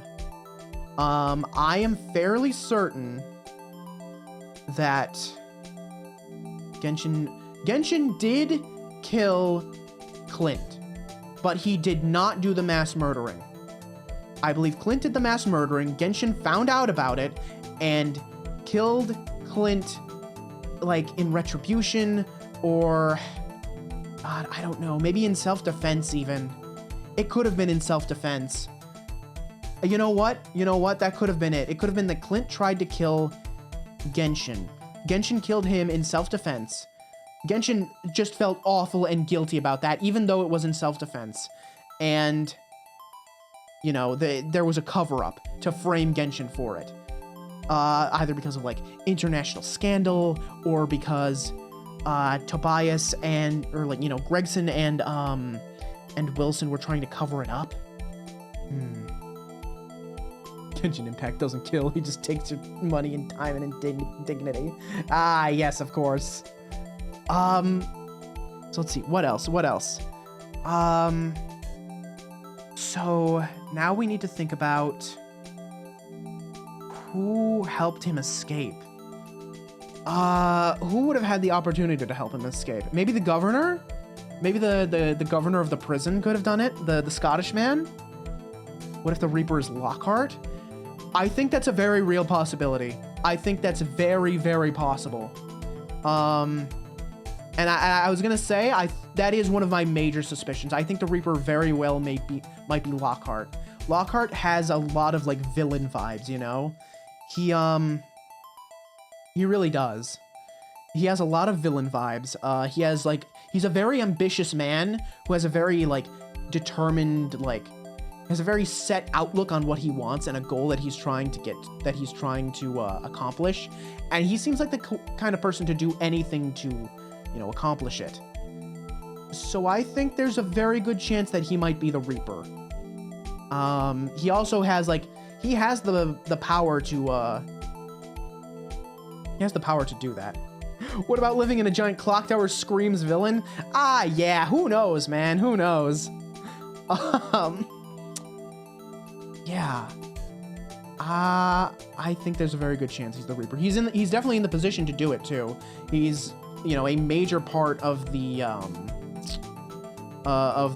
police force. He's like the head judiciary guy, basically. So he has a lot of power and a lot of sway, and he could command Gregson to do something like that. He could also, you know, he could have Vigil framed. He could have someone else, you know, arrange for, wait, the assistant, wait. Hang on. So the coffin was already sealed when it arrived at Vigil's desk, so it might have been... You know what? It might have been Dr. Scythe. Dr. Scythe might have been the one that furnished the escape of the professor, right? Like, Lockhart could have coerced Scythe into covering things up and helping the professor escape, or not the professor, but Genshin escape. But why? Why would Lockhart frame the man and let him escape? Because here's the thing. It really seems like the group that framed Genshin as the professor also helped him escape. Why would they do that, though? Like you'd think it would have to be two separate groups, right? Like, the people that are trying to free him because they don't believe he's guilty and they want him to, like, live and go free. But the people that would have framed him originally, wouldn't they want him to be dead? Wouldn't they want him to die so that the secret dies with him, so that he can't, like, so that there's less risk of, like, their secret getting out, of the truth coming out? Because it really seems like the same people are involved with this on both ends, and that doesn't make any sense.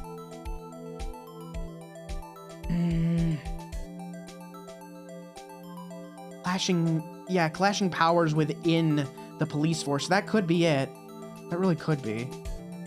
It's also possible that the professor There's two possibilities here. The Professor and the Reaper could be the same person with a very similar, like, goal. There's also the possibility that they're different people with opposing goals. Because the Professor was killing aristocrats, like corrupt aristocrats. The Reaper is killing corrupt criminals who have been escaping justice, who have been declared not guilty by bribing juries and the like. So while they're both acting in a sort of vigilante justice, they're acting in opposing ways to sort of enact their own version of justice. So it's really hard to say. It's really hard to say. We gotta figure out what the hell that last will and testament, like, really was trying to say as well. Because there was, like, Genshin Asogi's last will and testament was supposed to be his final weapon to get the truth out, right? Aristocrats Professor were killing were part of whatever sector the Reaper was part of? Maybe? But the Reaper didn't appear until after the Genshin Asogi case. The Reaper spawned after the Professor. Like, they were two very distinctly different things. And then there's the case of Iris's father. And honestly, that ball is so high up in the air, I can't see where it's gonna land. There's a lot of possibilities. I don't think it's Mikotoba. I do not think that Mikotoba is Iris's father. Mikotoba's wrapped up in this somehow, though. I think Mikotoba might have some very serious ties to either the Professor or the Reaper, I think. Mikotoba's wrapped up in this tightly, though. That's for sure. I think there's a few possibilities for Iris's father. The possibility is still there that it's the actual Dr. John H. Wilson who was working, you know, in the morgue, you know, as a medical assistant, as an autopsy assistant. So there's also the possibility that it could have been the actual Professor. It could have been Clint, maybe. It's very obvious that Sholmes is trying to hide this from Iris, and probably for very good reason. It could be that Iris's father is the real Professor. Could be that her father is the real Reaper. Very hard to say. So Iris could be Strongheart, could be Clint Van Zykes. That red ink on Clint's hand. We're gonna find out what document that was from, I'm sure, but that's bothering me. And the other thing that's bothering me is whatever was found in his stomach that supposedly proved Genshin guilty. You know, which was Gregson insisted on that autopsy, and Wilson approved it. And I know Strongheart was involved with that too. I think Dr. Scythe was as well. Dr. Scythe carried out the autopsy. So those three are all wrapped up together in framing Genshin.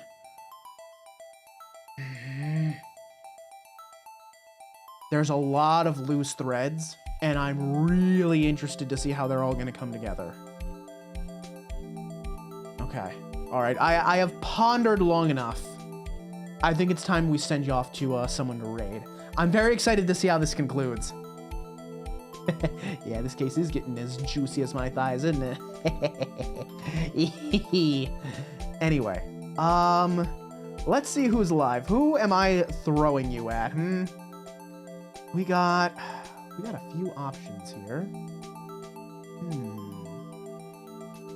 Got a few good options.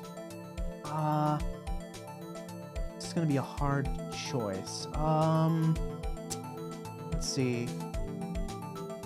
Bree's playing Finding Paradise, which I haven't played yet, so I'm not gonna raid Bree this time. Let's see.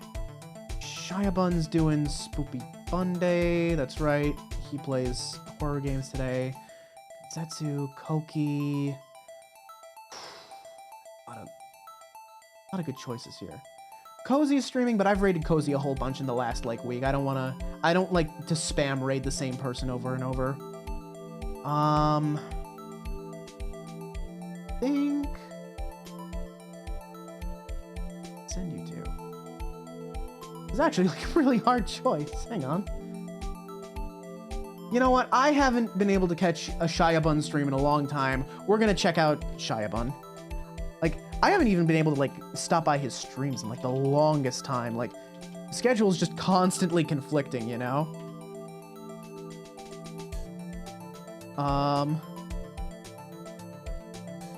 Cozy's still going on the topic of thighs. Nice. Yeah, she's playing Lost Ark, but yeah, I like to keep my raids like spaced out, you know, spread the love around. And since Cozy's someone I'd like to, you know, make friends with, but we're not friends just yet, it feels weird to raid her like over and over. I would worry about maybe being annoying, you know? And maybe that's just paranoia, maybe that's just anxiety, but you know how it is. Anyway, we're raiding Shia. We're gonna stop by Spoopy Bunday. Shia plays a whole bunch of random horror games. It's a good time. It's a lot of fun. Highly suggest the scan redeem if you happen to have some points with Shia. The scan redeem is just very fun. Oh wow, wait, Shia is literally just going live now. Wait a minute. That's why it said zero viewers. Hang on. We're probably gonna raid into the starting soon screen, but that's fine. That's just fine. Don't worry about it. Anyway, this coming week, what are we doing? Well, I'm gonna be playing Elden Ring. Maybe at the midnight release, possibly, potentially. We'll see about it. Tomorrow, something. Arceus? Lost Ark? I don't know. Anyway, time's up. Take care, y'all. If you're new here, feel free to drop a follow. And I will see you next time. Peace out, everyone.